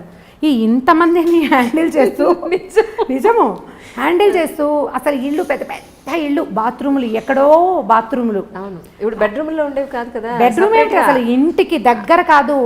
ఇల్లు ఎక్కడో, బాత్రూమ్ ఎక్కడో బాత్రూమ్. ఎంత అవస్థగా ఉండేదో, ఎంత కష్టపడేవాళ్ళు. వాళ్ళు ఎలా చేయగలిగారు? ఎప్పుడు చూసినా నవనవలాడుతూ పక్కపక్కలాడుతూ బాగానే ఉండేవాళ్ళు, రకరకాల పనులు చేసుకుంటూ. నేను వాళ్ళని ఎప్పుడూ తలుచుకుంటాను. నేను వాళ్ళతో పోలిస్తే 100 పని చేయట్లేదు అనిపిస్తుంది ఇప్పుడు. కరెక్ట్. వాళ్ళు అలా పోల్చుకుంటే కనుక మీకు సహనం ఆటోమేటిక్గా వస్తుంది. First of all self pity పోగొట్టుకోవాలి. ఇప్పుడు ఆడపిల్లలకి పెద్ద జబ్బు అదే. అవునండి, చాలా పెద్ద జబ్బు. నేను ఎంత కష్టపడుతున్నానో అన్న వాక్యం మర్చిపోతే ఏముండదు, ఈజీగా ఉంటుంది. మీరు ఆలోచించి చూడండి ఒకసారి. మీరు చెప్తుంటే నేను ఊహిస్తున్నాను. యాక్చువల్లీ మీరు చెప్పిన దాంట్లో నేను కూడా ఉన్నాను. ఇంత చేస్తాను, వీళ్ళెవరికి బుద్ధి జ్ఞానం లేదు, ఒకళ్ళు చేసి చావట్లేదనే ఒక ఫీలింగ్లోనే మొదట్లో ఉద్యోగాలు తీసుకునే కొత్తలో జాబ్ సరదాగా మొదలు పెడతారు. చదువుకున్నాం, ట్రై చేసాం, జాబ్ వచ్చింది. తర్వాత దాని మించి మనం బోలంత రెవెన్యూ సాధిస్తాం, అందరికీ ఉపయోగపడుతూ ఉంటుంది. ఇప్పుడు మనకి పని బాగా చేసేస్తాం ఖాళీగా ఉండేసరికి, అందులో కొంచెం ముందుకెళ్తాం, ఉద్యోగంలో ముందుకెళ్తాం. మనకు ఒక చిన్న సాటిస్ఫాక్షన్, లోపల ఒక ఈగో సాటిస్ఫై అవుతూ ఉంటుంది. కొన్నాళ్ళు పోయాక ఈ పని చేయలేను, నా వల్ల కాదు అని ఆఫీస్లో చెప్పడానికి కూడా మనకు ప్రాణం ఒప్పదు. ఎందుకంటే లోపల ఒక యుగోని, ఆత్మారాముడిని సంతృప్తిపరచాలి కదా. ఆత్మారాముడు అంటే ఆకలే కాదు, మన ఆత్మకి మనం అలవాటు చేసినటువంటి సంతోషం, దాంట్లోంచి బయటపడాలని ఉండదు మనకి. ఈ కొన్నాళ్ళు పోయిన తర్వాత ఆత్మారాముడికి అయ్యో పాపం అనిపించడం మొదలుపెట్టింది. నిజంగానే అవును, అంతే. ఇప్పుడు ఒక 8-10 ఏళ్ల జాబ్ తర్వాత మీకు ఎన్ని బర్డెన్స్ వచ్చినా, ఎన్ని ఇబ్బందులు వచ్చినా మీకు ఉద్యోగం మాందామని ఉండదు. మొదటిది ఆ వస్తున్న డబ్బు, దానివల్ల ఉన్న ఉపయోగాలు అవి పెద్దగా కనపడతాయి. వీటన్నిటిని మించిన అద్భుతమైన విషయం ఏంటంటే సాటిస్ఫాక్షన్. దేన్ని సాటిస్ఫై చేస్తున్నాము మనం? ఈగోని, ఆత్మ తృప్తి, దాన్ని పోగొట్టుకుందామని ఉండదు. అందుకని చేయలేకపోతాము. అప్పుడు మన మీద మనం జరపాలి. ఆత్మారాముడికి జాలేస్తుంది అనమాట మన మీద. ఈ జాలేసేసరికి ఏమవుతుంది, మనం సెల్ఫ్ పిటీకి లోనయ్యి అవతల వాళ్ళని ఇబ్బంది పెడుతూ ఉంటాం. మీరు ప్రతి వాళ్ళు, ఇది వింటున్న ప్రతి వాళ్ళు, నా సెల్ఫ్ పిటీ తోటి నేను ఎవరెవరిని ఇబ్బంది పెడుతున్నాను అని కనుక ఆలోచించి లిస్ట్ రాస్తే మీరు ఊహించలేనంత పెద్ద లిస్ట్ వస్తుంది. చాలా పెద్దది ఆ లిస్ట్. నేను కష్టపడుతున్నాను అని మొదట మన అమ్మల నాన్నల దగ్గర నుంచి అందరినీ ఇబ్బంది పెడతాం మనం. మనకు తెలియకుండానే హర్ట్ చేస్తాం. దానికి లోన్ అవుతున్నది మనము, సెల్ఫ్ పిటీకి లోన్ అయ్యేది మనమైతే దానివల్ల సఫర్ అయ్యేది మిగిలిన వాళ్ళు అవుతారు. మొట్టమొదట తీసేయాలి. ప్రతి ఉద్యోగస్తులైన వాళ్ళు, ప్రతి ఆడవాళ్ళు, నేను ఇంట్లో ఎంతో కష్టపడుతున్నాను అనే డైలాగ్ని మర్చిపోవాలి. ఎవడి వంతు పని వాడు చేసుకుంటూ జీవితాన్ని ముందుకు తీసుకెళ్ళాలి. మీరు ఎట్లా అనుకుంటే చెట్లు చేమలు కూడా సెల్ఫ్ పిటీతోటి బాధపడాలి. వాళ్ళకి వాటికి మనకి పెద్ద తేడా ఏం లేదు. వాటి పని అవి చేస్తున్నాయి, మన పని మనం చేస్తున్నాం. ఇలా కనుక అనుకుంటే మీకు సెల్ఫ్ పిటీ రాదు, మీరు ఇంకా ముందుకెళ్ళగలుగుతారు. మీ ఉద్యోగ జీవితంలోనూ మామూలు దైనందిన జీవితంలో కూడా మీరు చాలా సాధించగలుగుతారు. ఎక్కువ మందికి ఆదర్శంగా కూడా ఉండగలుగుతారు. సెల్ఫ్ పిటీ పడద్దు. నిజం. తర్వాత రమ్మగారు, పేర్లు చెప్పకూడదు. ఒక సమస్య ఏంటంటే ఒక ఫోను ఒక ఇద్దరి దంపతుల జీవితాలని ఎలా నాశనం చేసింది అనేది. ఈరోజు హస్బెండ్ అతని ఫోన్కి అతని పాస్వర్డ్ పెట్టుకుంటున్నాడు, వైఫ్ ఈవిడ ఫోన్కి ఈవిడ పాస్వర్డ్ పెట్టుకుంటుంది. నేను అడిగింది ఏంటి అంటే వాళ్ళని, మీకు ఏ రహస్యాలు లేనప్పుడు మీ ఫ్యామిలీ అంటే మీ హస్బెండ్ దగ్గర మీ వైఫ్ దగ్గర మీరు ఎందుకంత రహస్యంగా ఉండడం? మీరు ఏ మిస్టేక్ చేయనప్పుడు పాస్వర్డ్లు ఎందుకు? ఆవిడ గురించి మీకు మొత్తం తెలిసి మీ గురించి ఆవిడికి మొత్తం తెలిసినప్పుడు పాస్వర్డ్లు ఎందుకు అని అన్నాను. లేదు మాకుండే సమస్యలేవో మాకుంటాయన్నారు. అలాంటప్పుడు నిజంగా ఒక అమ్మాయి ఇల్లు దాటి 4 గోడలు దాటి గడప దాటి బయట ఉద్యోగానికి పెడుతుంది అంటే ఎన్నో రకాలైన హెరాస్మెంట్స్ని మోగగా భరిస్తూ చేస్తూ ఉంటుంది. ఇది నిజం. అది తల్లికి చెప్పుకోలేకపోవచ్చు, హస్బెండ్కి చెప్పుకోలేకపోవచ్చు కూడా. కొన్ని భరించి, కొన్ని ఒక్కొక్కసారి భరించి రివర్స్ అయ్యి, లేదా చాలా జరుగుతూ ఉంటాయి బయట. ఇవన్నీ కూడా ఇంటి వరకు రావు, ఆ అమ్మాయి మనసులోనే ఉండిపోతాయి.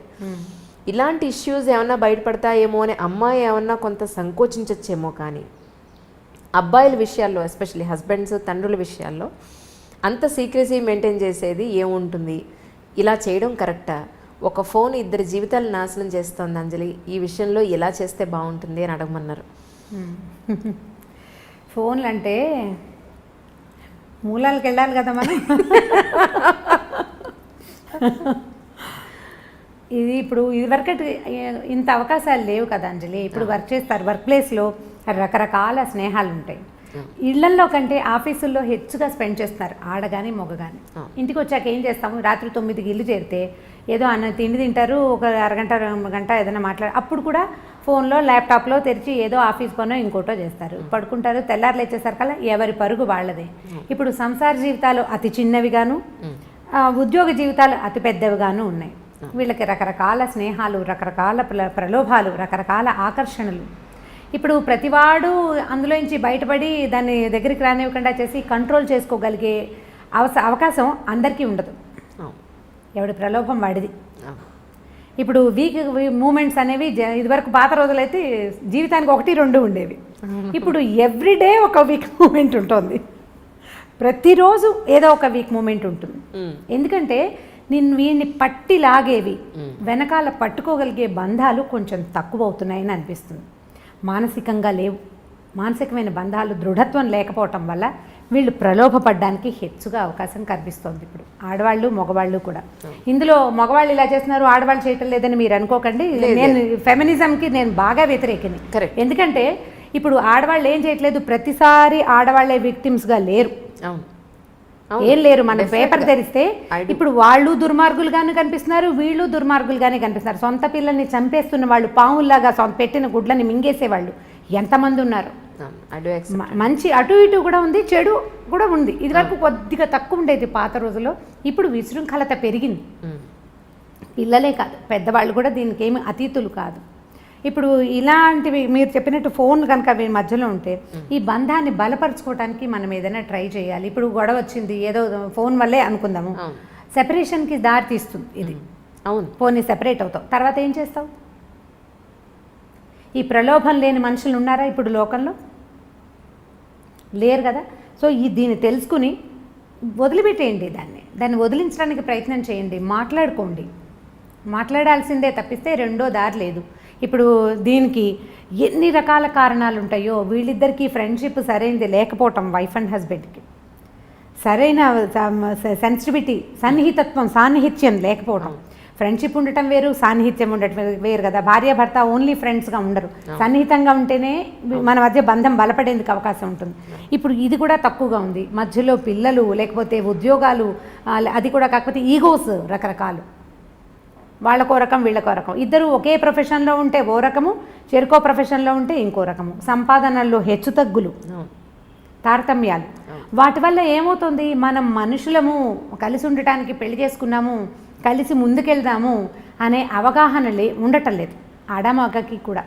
ఎంతసేపు నేను అనేదానికి పెద్ద పీట వేస్తున్నాం. పాత రోజుల్లో కుటుంబం అంటే మేము, మా వాళ్ళు అనేవాళ్ళం కదా. ఒక గుంపు, చిన్న చిన్న గుంపులుగా ఉండేవాళ్ళం. ఈ గుంపు మనము అనేది ఉండేది. క్రమంగా నేను, నా భార్య, నా పిల్లలు వచ్చింది. పెద్ద గుంపు నుంచి చిన్న చిన్న గుంపులు విడిపోయాం మనం. ఓ భర్త, భార్య, భర్త, ఓ 10 మంది పిల్లలు అనుకోండి. ఈ 10 మంది పిల్లల్లో మళ్ళీ సెపరేషన్ వచ్చింది. ఒక భార్య, ఓ భర్త, 1 or 2 పిల్లలు, నేను, నా పెళ్ళాము, నా పిల్లలు. ఇప్పుడు ఇది కూడా పోయి నేను అనేది వచ్చేసింది. అవును, నేను ఒక్కడనే కాను, నాతో పాటు ఓ భార్య ఉంది, ఓ 2 పిల్లలు ఉన్నారు, మేమిద్దరం కొట్టుకుంటే వీళ్ళ మీద ఎటువంటి ఇది వస్తుంది అనేది మగ కానీ ఆడ కానీ ఖచ్చితంగా మనం ఆలోచించాలి.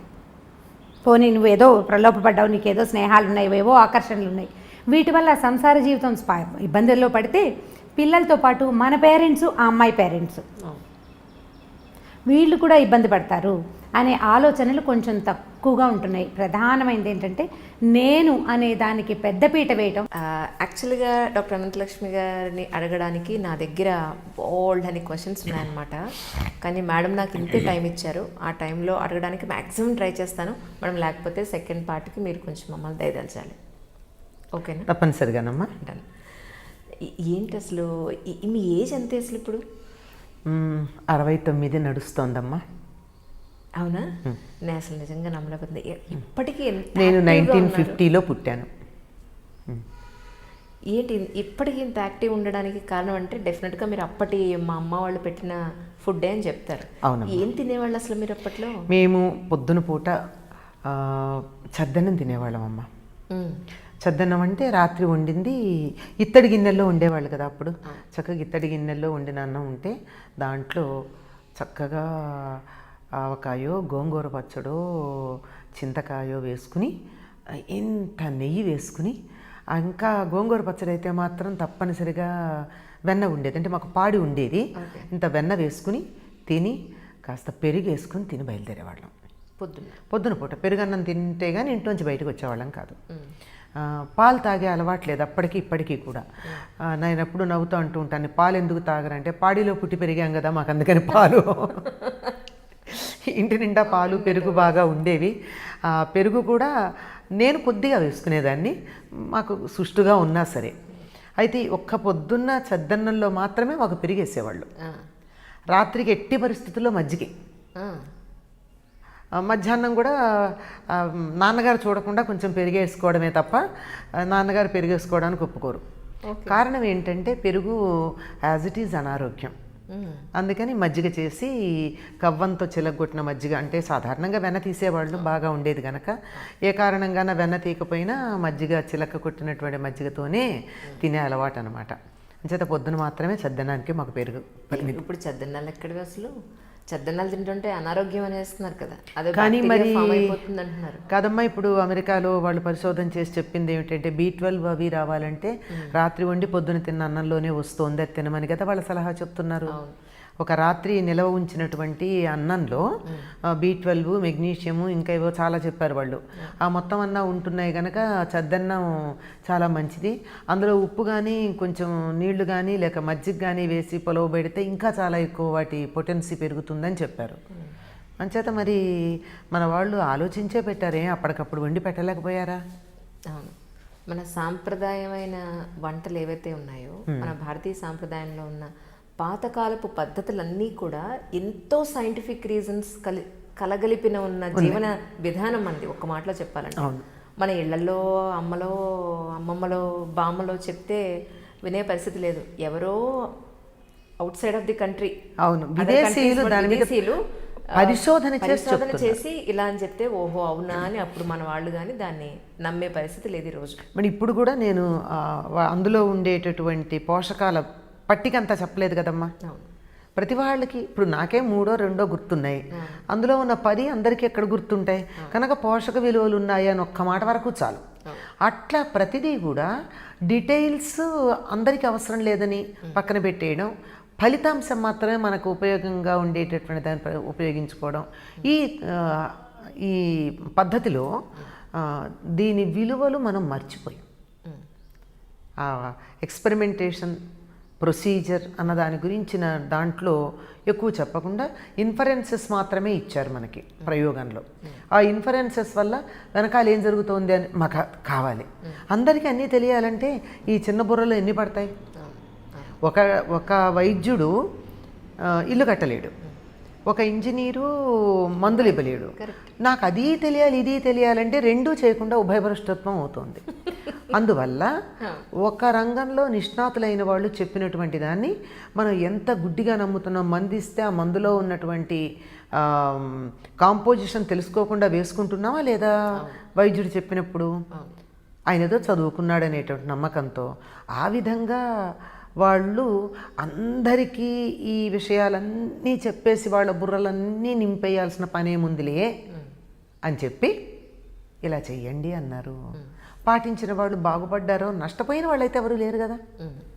నిజం. అది ఈ ఆధ్యాత్మికంగా ఎన్నాళ్ళ నుంచి చెప్తున్నారు ఇలాగా ప్రజలందరికీ కూడా, కానీ లేకపోతే టీవీ ఛానల్స్లో? ఆధ్యాత్మికంగా చెప్పడం అనేది టీవీ ఛానల్స్లో చెప్పడం 2007-2008 అప్పుడు మొదలైనట్టుంది. అంటే ఆల్మోస్ట్ ఇప్పుడు మొట్టమొదట మనకి ఆధ్యాత్మిక ఛానల్ భక్తి ఛానల్ వచ్చింది, అప్పుడే సంస్కృతి అనేది ఒకటి వచ్చింది అప్పుడు. కానీ అంతకుముందే నేను దూరదర్శన్లో కొన్ని చెప్పున్నా.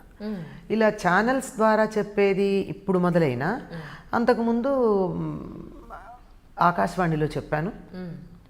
ఎప్పుడు 73-74 నుంచి నేను ఆకాశవాణిలో ప్రసంగాలు, కొన్ని సాహిత్య ప్రసంగాలు, సామాజిక అంశాల మీద ప్రసంగాలు, అతి కొద్దిగా ఆధ్యాత్మిక అంటే ఇంత చిన్నపిల్ల ఆధ్యాత్మికంగా ఏం చెప్తుంది అనే ఒక చిన్న సందేహం ఉంటుంది కదా. అంచేత అలా విజయవాడ రేడియో స్టేషన్ నుంచి, ఆ తర్వాత హైదరాబాద్ రేడియో స్టేషన్ నుంచి కూడా చాలా చెప్పాను. అయితే వీటన్నిటికన్నా కూడా ప్రధానంగా ఆధ్యాత్మికమైనటువంటి విషయాల గురించి మాట్లాడడం అన్నది మా గురువుగారి పర్యవేక్షణలో, మా గురు పూజల్లో నేను ప్రారంభించుకోవడం జరిగింది. అంటే అది ఎప్పుడంటే 1971 ప్రాంతం నుంచి, అంటే నాకు 21 ఏళ్ళు ఉన్నప్పటి నుంచి ఆధ్యాత్మిక విషయాలని ప్రస్తావించుకుంటూ ఉండడం, ఆ సభల్లో పాల్గొంటూ ఉండడం. ఎందుకంటే ఒక మంచి ఉపాధ్యాయుడు ప్రేరణ ఇస్తాడు. సామాన్యమైన ఉపాధ్యాయుడు పాఠాలు చెప్పచ్చు, కొంచెం సంతోషం కలిగించవచ్చు, జ్ఞానాన్ని ఇవ్వచ్చు. కానీ ఒక ఉత్తముడైనటువంటి ఆచార్యుడు తన ప్రవర్తన ద్వారా ప్రేరణ కలిగిస్తాడు.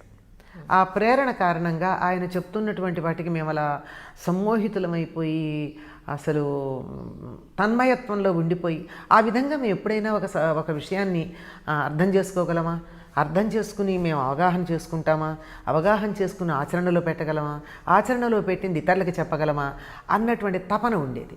ఈ తపనతో 1971 ప్రాంతం నుంచి, అప్పటి నుంచి అడపాదడపా మా గురువుగారి పర్యవేక్షణలోనే ఎక్కువగా ఆయన వింటూ ఉండగానే, ఎందుకంటే తప్పులు చెప్తారు కదా, బయట వాళ్ళు ఎవరో మనలో తప్పులు బట్టి తిట్టే కన్నా మన గురువో మన అమ్మో మన నాన్నో మన తప్పులు సరిచేస్తే మనకి సంతోషం. వాళ్ళు బాగుపడాలని తప్పులు సరిచేస్తారు తప్ప మన్ని ఎద్దేవా చేయడానికో మన్ని అవమానపరచడానికో చేయరు కదా. అంచేత అలాగే చెప్పుకున్నాం.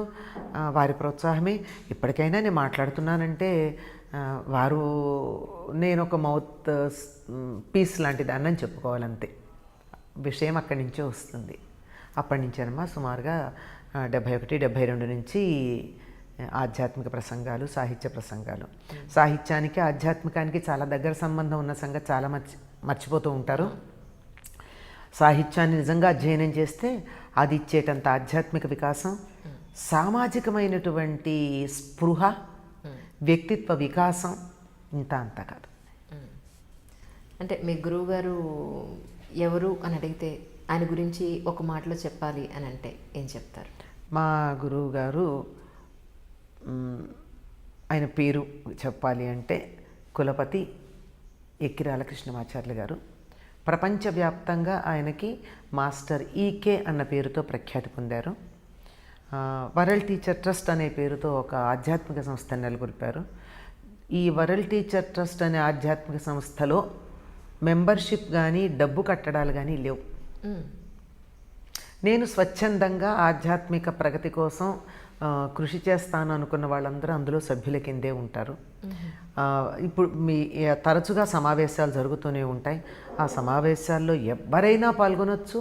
ఒక్కసారి పాల్గొని ప్రేయర్లో ఒక్కసారి భాగస్వామ్యం తీసుకున్నారు అంటే ఇనీషియేషన్ అయినట్టే కనుక చక్కగా అనుసరించవచ్చు.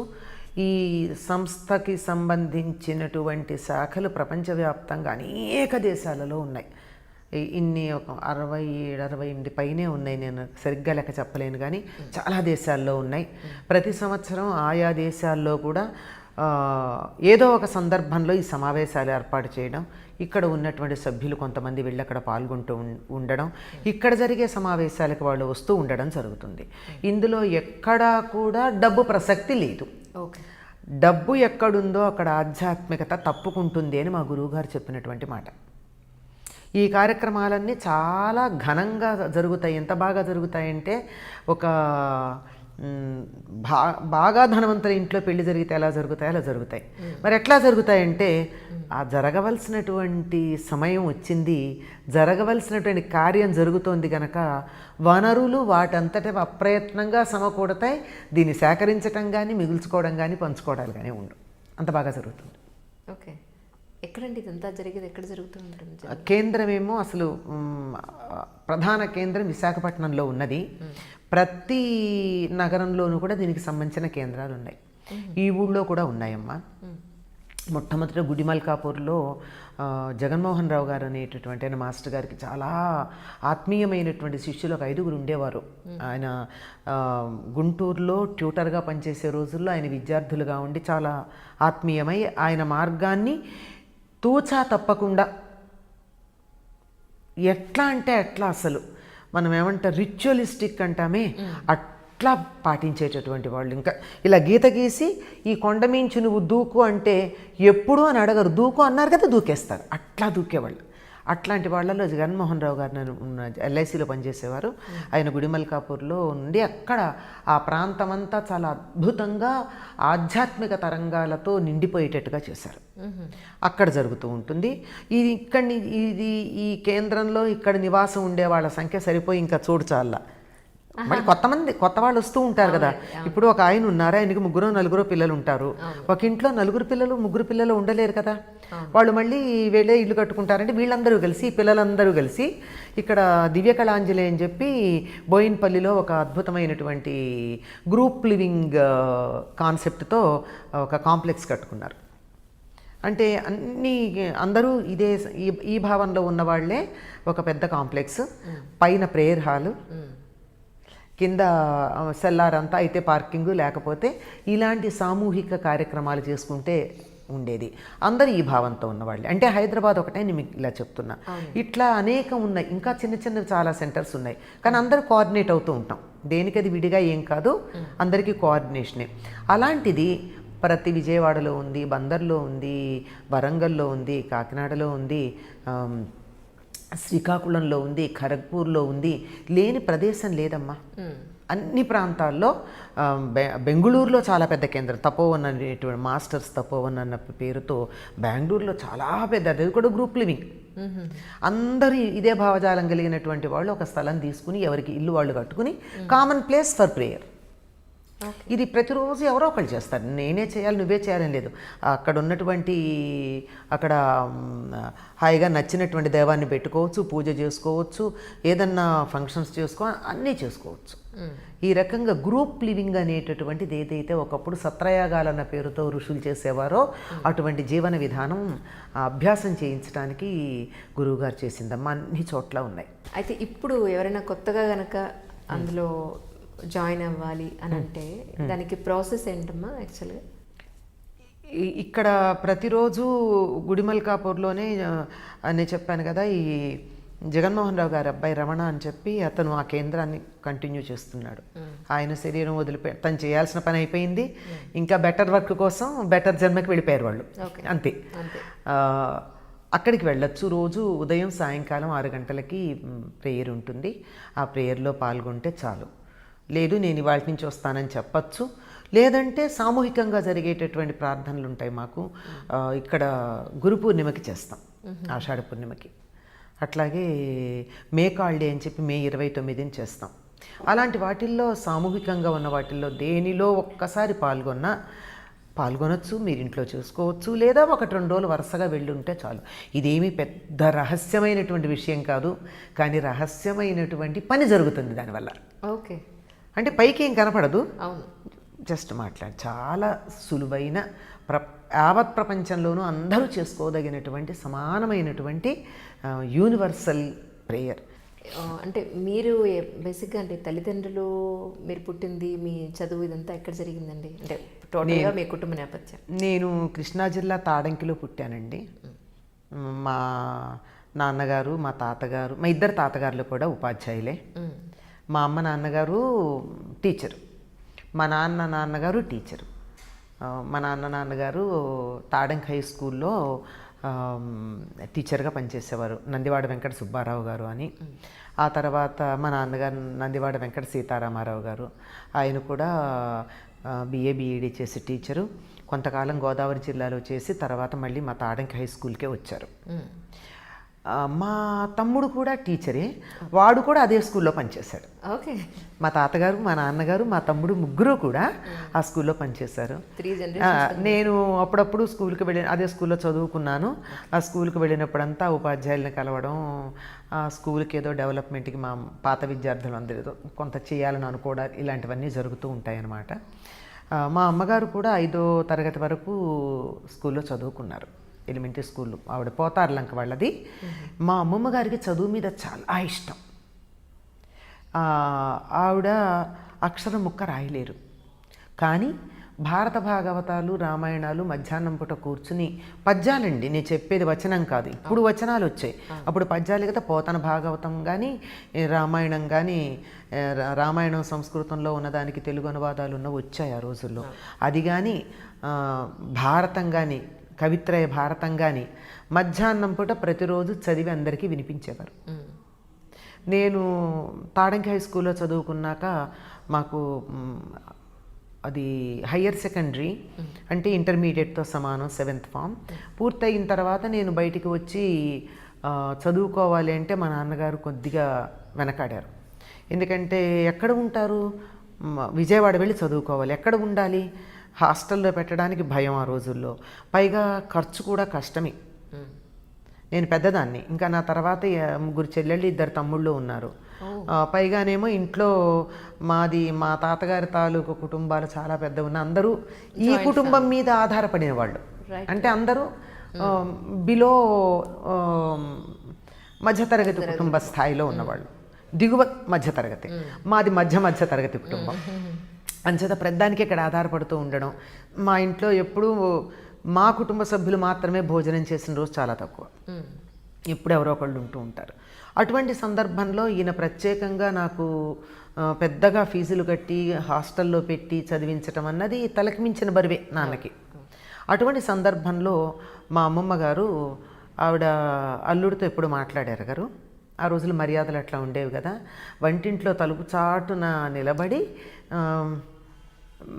మా జనార్దన్ అంటే మా మూడో మావయ్య, వాడు విజయవాడలో ఉద్యోగం చేస్తున్నాడు, అనంత చదువు అయ్యేదాకా నేను వాడి దగ్గరుండి నేను దాన్ని నా దగ్గర పెట్టుకుని చదివించుకుంటాను అని చెప్పారు. ఇంకా మా నాన్నగారు అనలేని పరిస్థితి, నేనేమో చదువుకుంటానని పేచీ పెడుతున్నా. అటువంటి సందర్భంలో ఇలా అనలేని పరిస్థితిలో ఉండగా మా నాన్నగారికి కలలో మా తాతగారు అంటే మా నాన్నగారి తండ్రి, నేను ఎక్కువ కాలం ఆయన దగ్గర పెరిగాను మా నాన్నగారి దగ్గర కన్నా. ఆయన ఎంత గారాబం చేసేవారంటే అంత దూరంలో ఉన్న ఎలిమెంటరీ స్కూల్కి నేను పెడితే కాలికి వాన పడితే కాలికి మట్టి అవుతుందని ఎత్తుకుని తీసుకొచ్చేవారు. అది ఒకప్పుడు అంతటి గారాబం నడిచిన పద్ధతి అన్నమాట. అయితే ఆయన కల్లో కనిపించారట మా నాన్నగారికి. కనిపించి 2 రూపాయల బండిల్ అంటే 100 కాగితాలు 2 రూపాయలు అయితే ఎంత ఉంటాయి, 200 కదా. అది మా నాన్నగారి మొహాన గిరాటేసి ఏం డబ్బు లేక చదివించవా అని చెప్పేసి కనపడలేదు ఆయనకి. మా నాన్నగారికి కొంచెం బాధ అనిపించింది. ఇదేమిటి చదువుకుంటానంటుంది, వాళ్ళ బాబాయ్ అనేవారు ఆయన. బాబాయ్య కనిపించారు నాకు, కనిపించి ఇట్లా డబ్బు మొహాన కొట్టారు, నేను డబ్బు లేక చదివించట్లేదని అనుకుంటున్నారా, తర్వాత నేను ఇబ్బంది పడతాను ఆలోచిస్తున్నాను అనుకుంటున్నారట. అనుకుంటే మా పక్క ఉన్నటువంటి ఆయన కొంచెం ఎక్కువ మోతుబర్రి రైతు అనమాట. ఆయన పిలిచి ఒక రకంగా పెద్ద మా మధ్య సయోధ్య ఉండాల్సిన అవసరం లేని పరిస్థితి, కానీ పిలిచి మాస్టారు పాపమ్మని మీరు అంటే పెద్ద పిల్లల్ని పల్లెటూళ్ళు అలాగే చదివించడానికి వెనకాడుతున్నారని విన్నాను. అయ్యో అమ్మాయి మన జిల్లాకి ఫస్ట్ వచ్చింది కదా, అమ్మాయిని చదివించకుండా ఎట్లా, పంటల్లో ఇద్దరు కానిలేండి అని చెప్పి ఈ 200 బండిలు మా నాన్నగారికి ఇచ్చారట ఆయన అప్పుగా. ఈ కల్లో మా తాతగారు చూపించింది ఏదైతే ఉందో అది ఎగ్జాక్ట్గా అదే 2 రూపాయల బండిలు కొత్తది ఆయన మా నాన్నగారికి ఇవ్వండి. మా నాన్నగారు అడగలేదు, మనకు అప్పు అడగడానికి ఆత్మాభిమానం అడ్డు కదా. లేకపోతే వీళ్ళు వెళ్ళి కోఆపరేటివ్ బ్యాంకులోనే ఎక్కడో తెచ్చుకుంటారు, పిఎఫ్ డ్రా చేసుకుంటారు తప్ప అడగరు కదా. అట్లాంటిది ఇచ్చేటప్పటికి ఇంకా ఆయనకి దీన్ని చదివించక నాకు తప్పదు అనేటటువంటి ఒక భావన కలిగి నేనేమో మెడిసిన్ చేద్దాం అనుకున్నాను ఆ రోజుల్లో.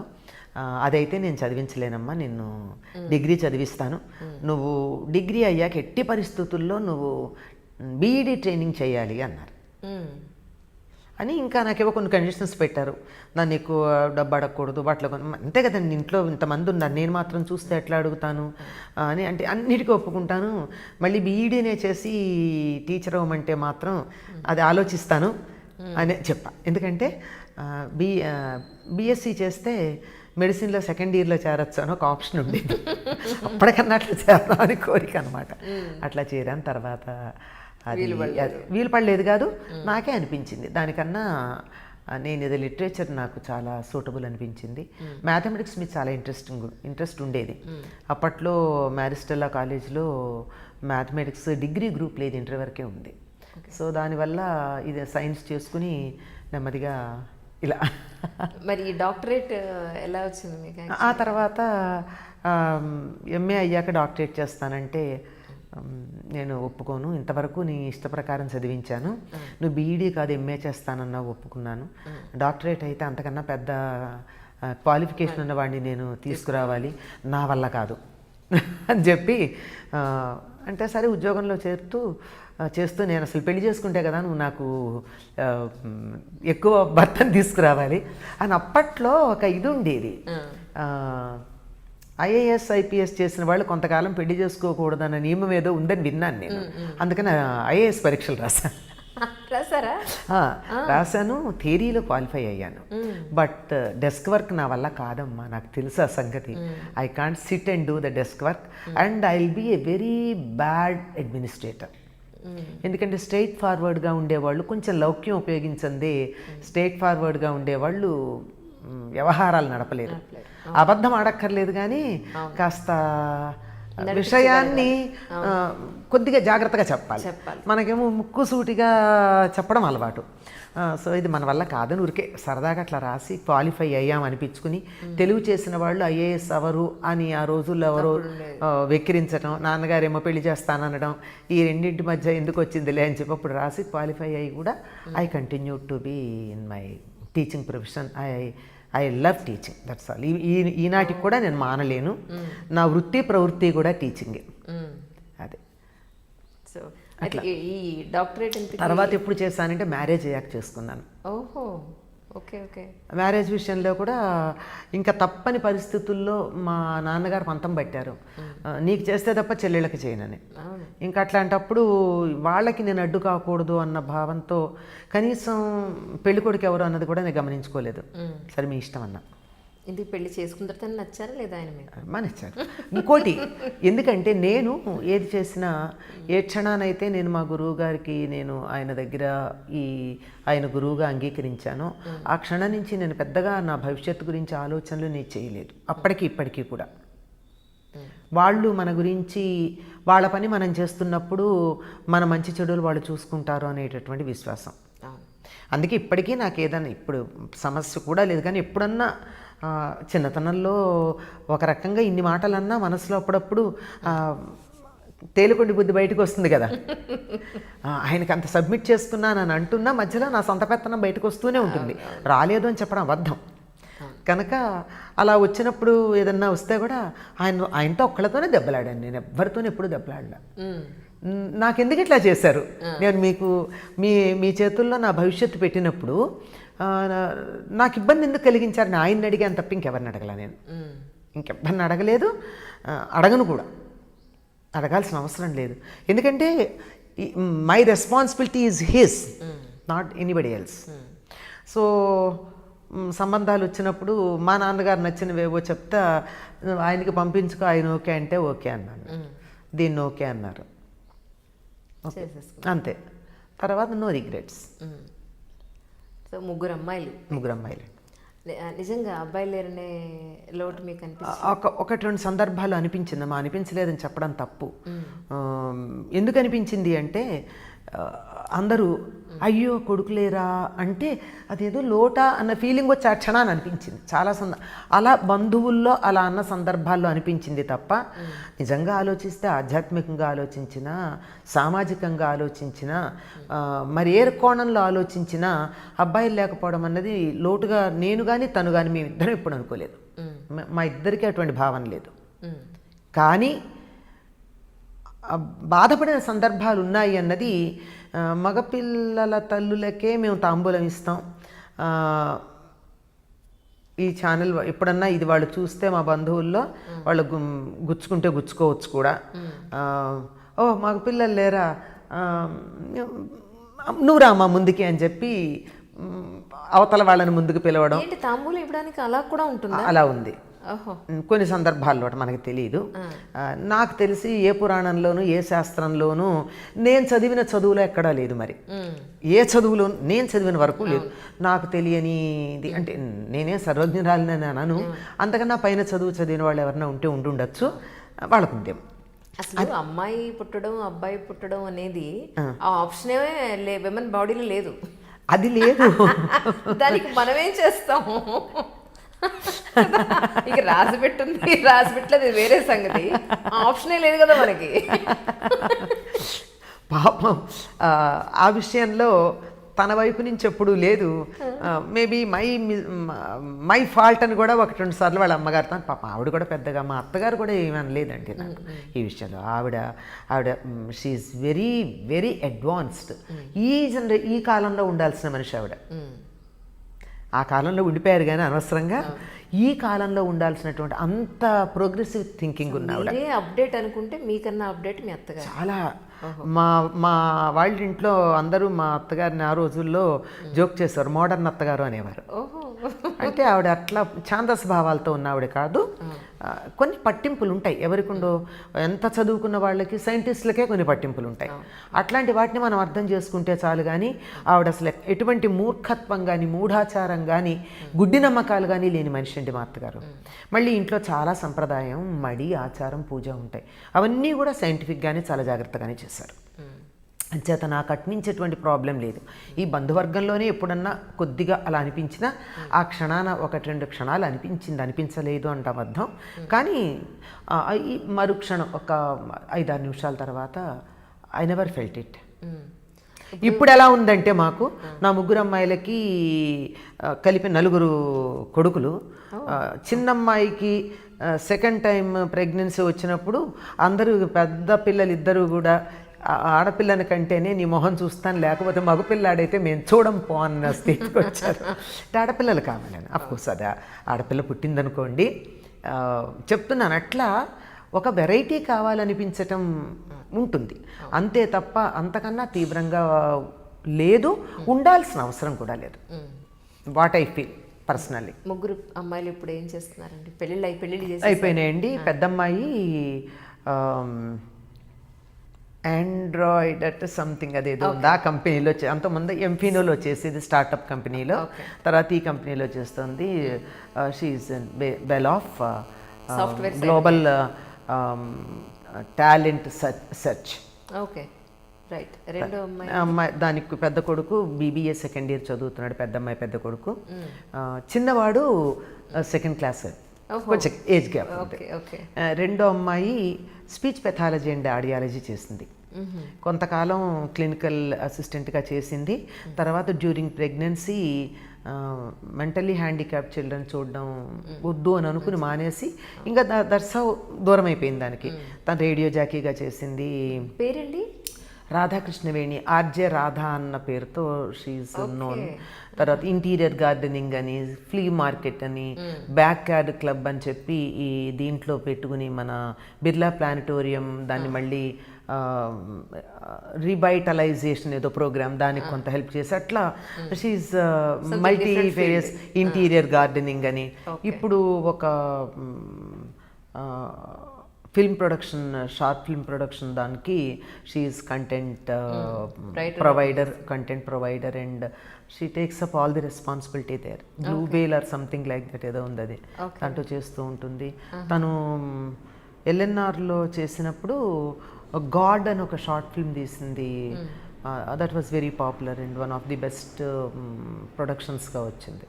షీఈస్ దట్ తన language, literature and art she does it anamata. She writes also a little. Okay. She sings also. Okay. అదే మీ మల్టీ టాలెంట్స్ అనేవి వచ్చేది. దానికి ఒక కొడుకు, he is doing 10th. Okay. వాడు కూడా ఏదో 2 దాంట్లో యాక్ట్ చేశాడు. he is good at academics also. Okay. Okay. ఇంకా మూడో అమ్మాయి she was a major in Indian Army and short service commission, retire అయింది. Now she is the chief security officer in SBI. దానికి 3.5 ఏళ్ల కొడుకు, ఏడాది కూతురు. So even that responsibility is over for me. Okay.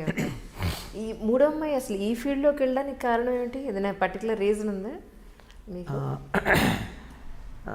మీరు అభ్యంతరకరం అయితే కట్ చేసుకోండి, సత్యం చెప్తాను నేను. నాకెందుకో, ఎందుకంటే తను 7th క్లాస్ చదువుతూ ఉండగా మొదటిసారి సోషల్ పాఠాల్లో 7th ఇంటికి వచ్చి అడిగింది, అమ్మ ఈ రిజర్వేషన్ పాలసీ ఏంటి అని.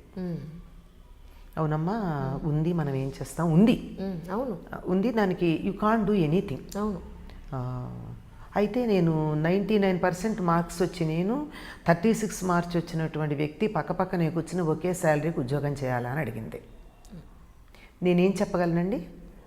నేను ఇటు కొంత నాకు స్పిరిచువాలిటీ ఉంది, కొంత సామాజిక స్పృహ ఉంది, ఇటు లిటరేచర్ ఉంది, అటు వేదాలు చదువుకున్నాను, శాస్త్రాలు చదువుకున్నాను. నేను దాని ప్రశ్నకి సమాధానం చెప్పలేకపోయాను. ఏమ్మా ఒకటే చెప్పాను, నేను ఎప్పుడైనా ఇలాంటి ప్రశ్నలు అడిగితే నా విద్యార్థులకు కానీ అప్పుడు మా అమ్మాయికి కానీ ఒకటే మాట చెప్పాను, ఇది మన చేతుల్లో ఉన్నటువంటి విషయం కాదు, దీనికి అనేకమైన కొన్ని శతాబ్దాల చరిత్ర కారణం.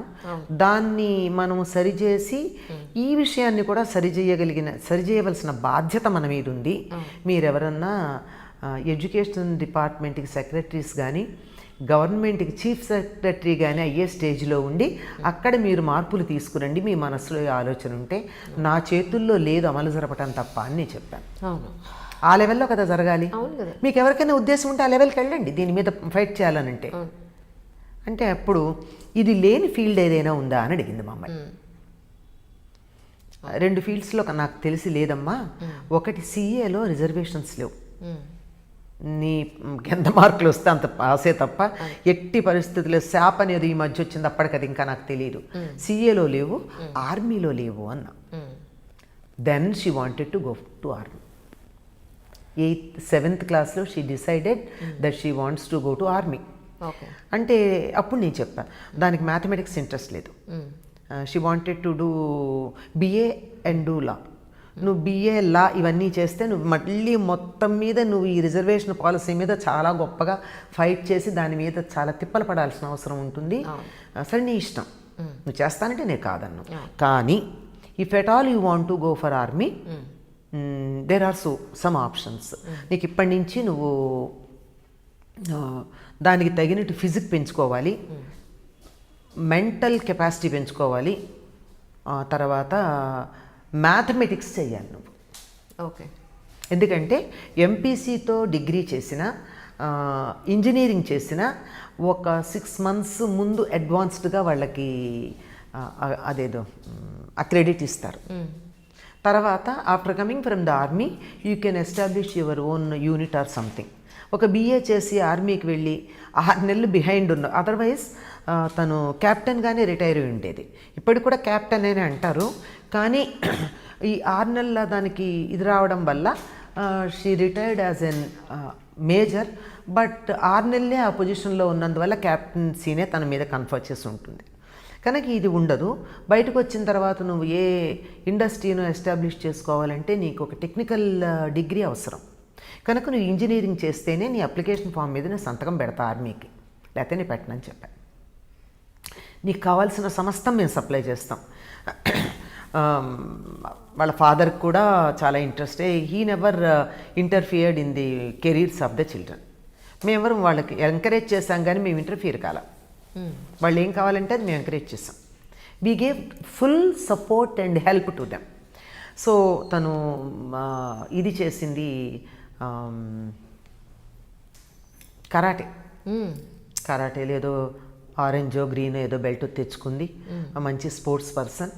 NCCలో చేరమ్మా, that will help you, physical discipline అన్నది తెలుస్తుంది అని NCCలో చేరింది. NCCలో సర్టిఫికేట్లు పాస్ అయింది.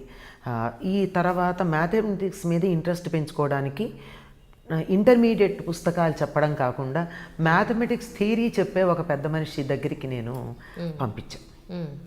చాలా పెద్ద ఆయన దగ్గర ఇలా కూర్చోబెట్టుకుని, వాళ్ళ అమ్మలాగా ఉంటుంది మా అమ్మాయి అని ఆయనకి చాలా ఇష్టం అనమాట. అప్పటికే ఆయనకి 60 ఏళ్ళు. మా అమ్మాయిని దగ్గరగా కూర్చోబెట్టుకుని అన్నం పెట్టి దానికి మ్యాథమెటిక్స్ థియరీ చెప్పి పంపించారు. సాంబశివరావు గారు అని చెప్పి ఇప్పటికీ మా అమ్మ ఎట్లా ఉందని ఫోన్ చేస్తారు నాకు, మా అమ్మాయిని. అలాంటి వాళ్ళు ఉన్నారమ్మా. టీచర్ ఆయన జూనియర్ కాలేజీ లెక్చరరు. ఆయన మ్యాథమెటిక్స్ నంబర్లు ఇచ్చి చెప్పే లెక్కలు తక్కువ చెప్తారు, అసలు థియరీ బుర్రలోకి పడేటట్టుగా చాలా బాగా చెప్తారు. అట్లాగే స్కూల్లో కూడా దానికి వాళ్ళ టీచర్ తాలూకు మామగారు కొంత మ్యాథమెటిక్స్ ఇంట్రెస్ట్ క్రియేట్ చేశారు. అక్కడ అదొక్కటే ట్యూషన్కి వెళ్ళింది. ఆయన దగ్గరికి వెళ్ళి మ్యాథమెటిక్స్ మీద షీ డెవలప్డ్ ఇంట్రెస్ట్ అనమాట. అలాగే తర్వాత ఇది కూడా ఇంట్రెస్ట్ డెవలప్ చేసింది. ఆ తర్వాత ఇంజనీరింగ్లో చేరింది. ఇంజనీరింగ్ కూడా బాగానే NIT వరంగల్ అక్కడ చేరింది, బాగానే అయింది. ఆ తర్వాత షార్ట్ సర్వీస్ కమిషన్కి వెళ్ళడం జరిగింది. దీనికి ఇన్ని రకాలుగా మేము ఇంట్లో దాన్ని ఫిజికల్లీ మెంటల్లీ స్ట్రెంగ్త్ ఉండేటట్టుగా వీ గేవ్ హర్ స్ట్రెంగ్త్. తన డెసిషన్ యూజువల్గా నేను ఎప్పుడూ చెప్తుంటాను స్టూడెంట్స్కి, లక్ష్య శుద్ధి ఉండాలయ్యా. లక్ష్య సిద్ధి కావాలంటే అంటే నువ్వేం సాధించదలుచుకున్నావు అది డిసైడ్ చేసుకుని దానికోసం నువ్వు బాగా సాధన చేయాలి. నేను అది చెయ్యాలి అని ముందర అనుకోవాలి. నీ ఇంట్రెస్ట్ ఏంటో నువ్వు తెలుసుకో. డిగ్రీ ఫస్ట్ ఇయర్లో స్టూడెంట్స్ అందరికీ నేను అదే చెప్తూ ఉండేదాన్ని, నీ ఇంట్రెస్ట్ ఏమిటో తెలుసుకో. ఫైనల్ ఇయర్ వరకు యూ హ్యావ్ ఎ ఆప్షన్. ఏ పని చేస్తుంటే నువ్వు తన్మయుడు అయిపోయి ఇతర విషయాలు మర్చిపోయి జీతం మీదో ఇంకో దాని మీదో దృష్టి లేకుండా పనిలో ఇష్టంగా నువ్వు ఇన్వాల్వ్ అవుతావో అది నీ కెరీర్గా చేసుకుంటే జీవితంలో బోర్ కొట్టదు అని. సరే, వాళ్ళకి ఏది ఇంట్రెస్ట్ ఉందో వాళ్ళనే మేము మా పిల్లల్ని ఆ విషయంలో మేము అలా we gave them freedom. They deserved it and they were up to the mark sir. ఇవాళ పొద్దున్నే పేపర్లో వచ్చింది, మన తెలుగు పేపర్లో రిజర్వేషన్ విషయమై వస్తే, ఇదేమిటమ్మా ఇలా ఇచ్చేసారు, ఇలా ఇచ్చేస్తే మరి చదువుకునే వాళ్ళు 90%, 98% వచ్చిన వాళ్ళ పరిస్థితి ఏంటి అని అడిగితే, మరి అదే మరి రిజర్వేషన్లో ఉన్న మా గొప్ప మహత్యం అదే. ఏం చేస్తాం, మీరు చెప్పినట్టు మన రోజు అనుకుని బాధపడ్డమే తప్ప, ఇప్పుడు అలా అనుకుంటే ఓసీల్లో లేని వాళ్ళు, ఆర్థికంగా వెనుకబడి ఉన్నవాళ్ళు లేరా? బోలెడు మంది ఉన్నారమ్మా. మరి అలాంటప్పుడు రిజర్వేషన్, అందుకే ఈబీసీ అని ఒకటి పెట్టి అందరినీ ఆ కేటగిరీలో పెట్టేశారు కదా, ఎకనామికల్లీ బ్యాక్వర్డ్ కమ్యూనిటీ అని చెప్పి. అయితే జరిగింది ఏంటంటే, ఒకప్పుడు ఇలా అణగదొక్కబడ్డారు కొన్ని కారణాల వల్ల, చెప్పాక శతాబ్దాలుగా జరిగింది. దాన్ని ఉద్ధరించే ప్రయత్నం చేయాలి, అందులో కూడా ఎటువంటి సందేహం లేదు. అయితే చదువుకునే అవకాశాలు ఇవ్వండి, పోటీ దగ్గరికి వచ్చేటప్పటికి అందరితో కలిసి పోటీ చేసేటట్టుగా చేయండి. కనీసం 1, 2, 3 స్థాయిల్లో వాళ్ళకి కన్సెషన్ ఇవ్వండి. ఫైనల్ స్థాయిలో కూడా ఇచ్చినట్టయితే క్వాలిటీ ఏమవుతుంది?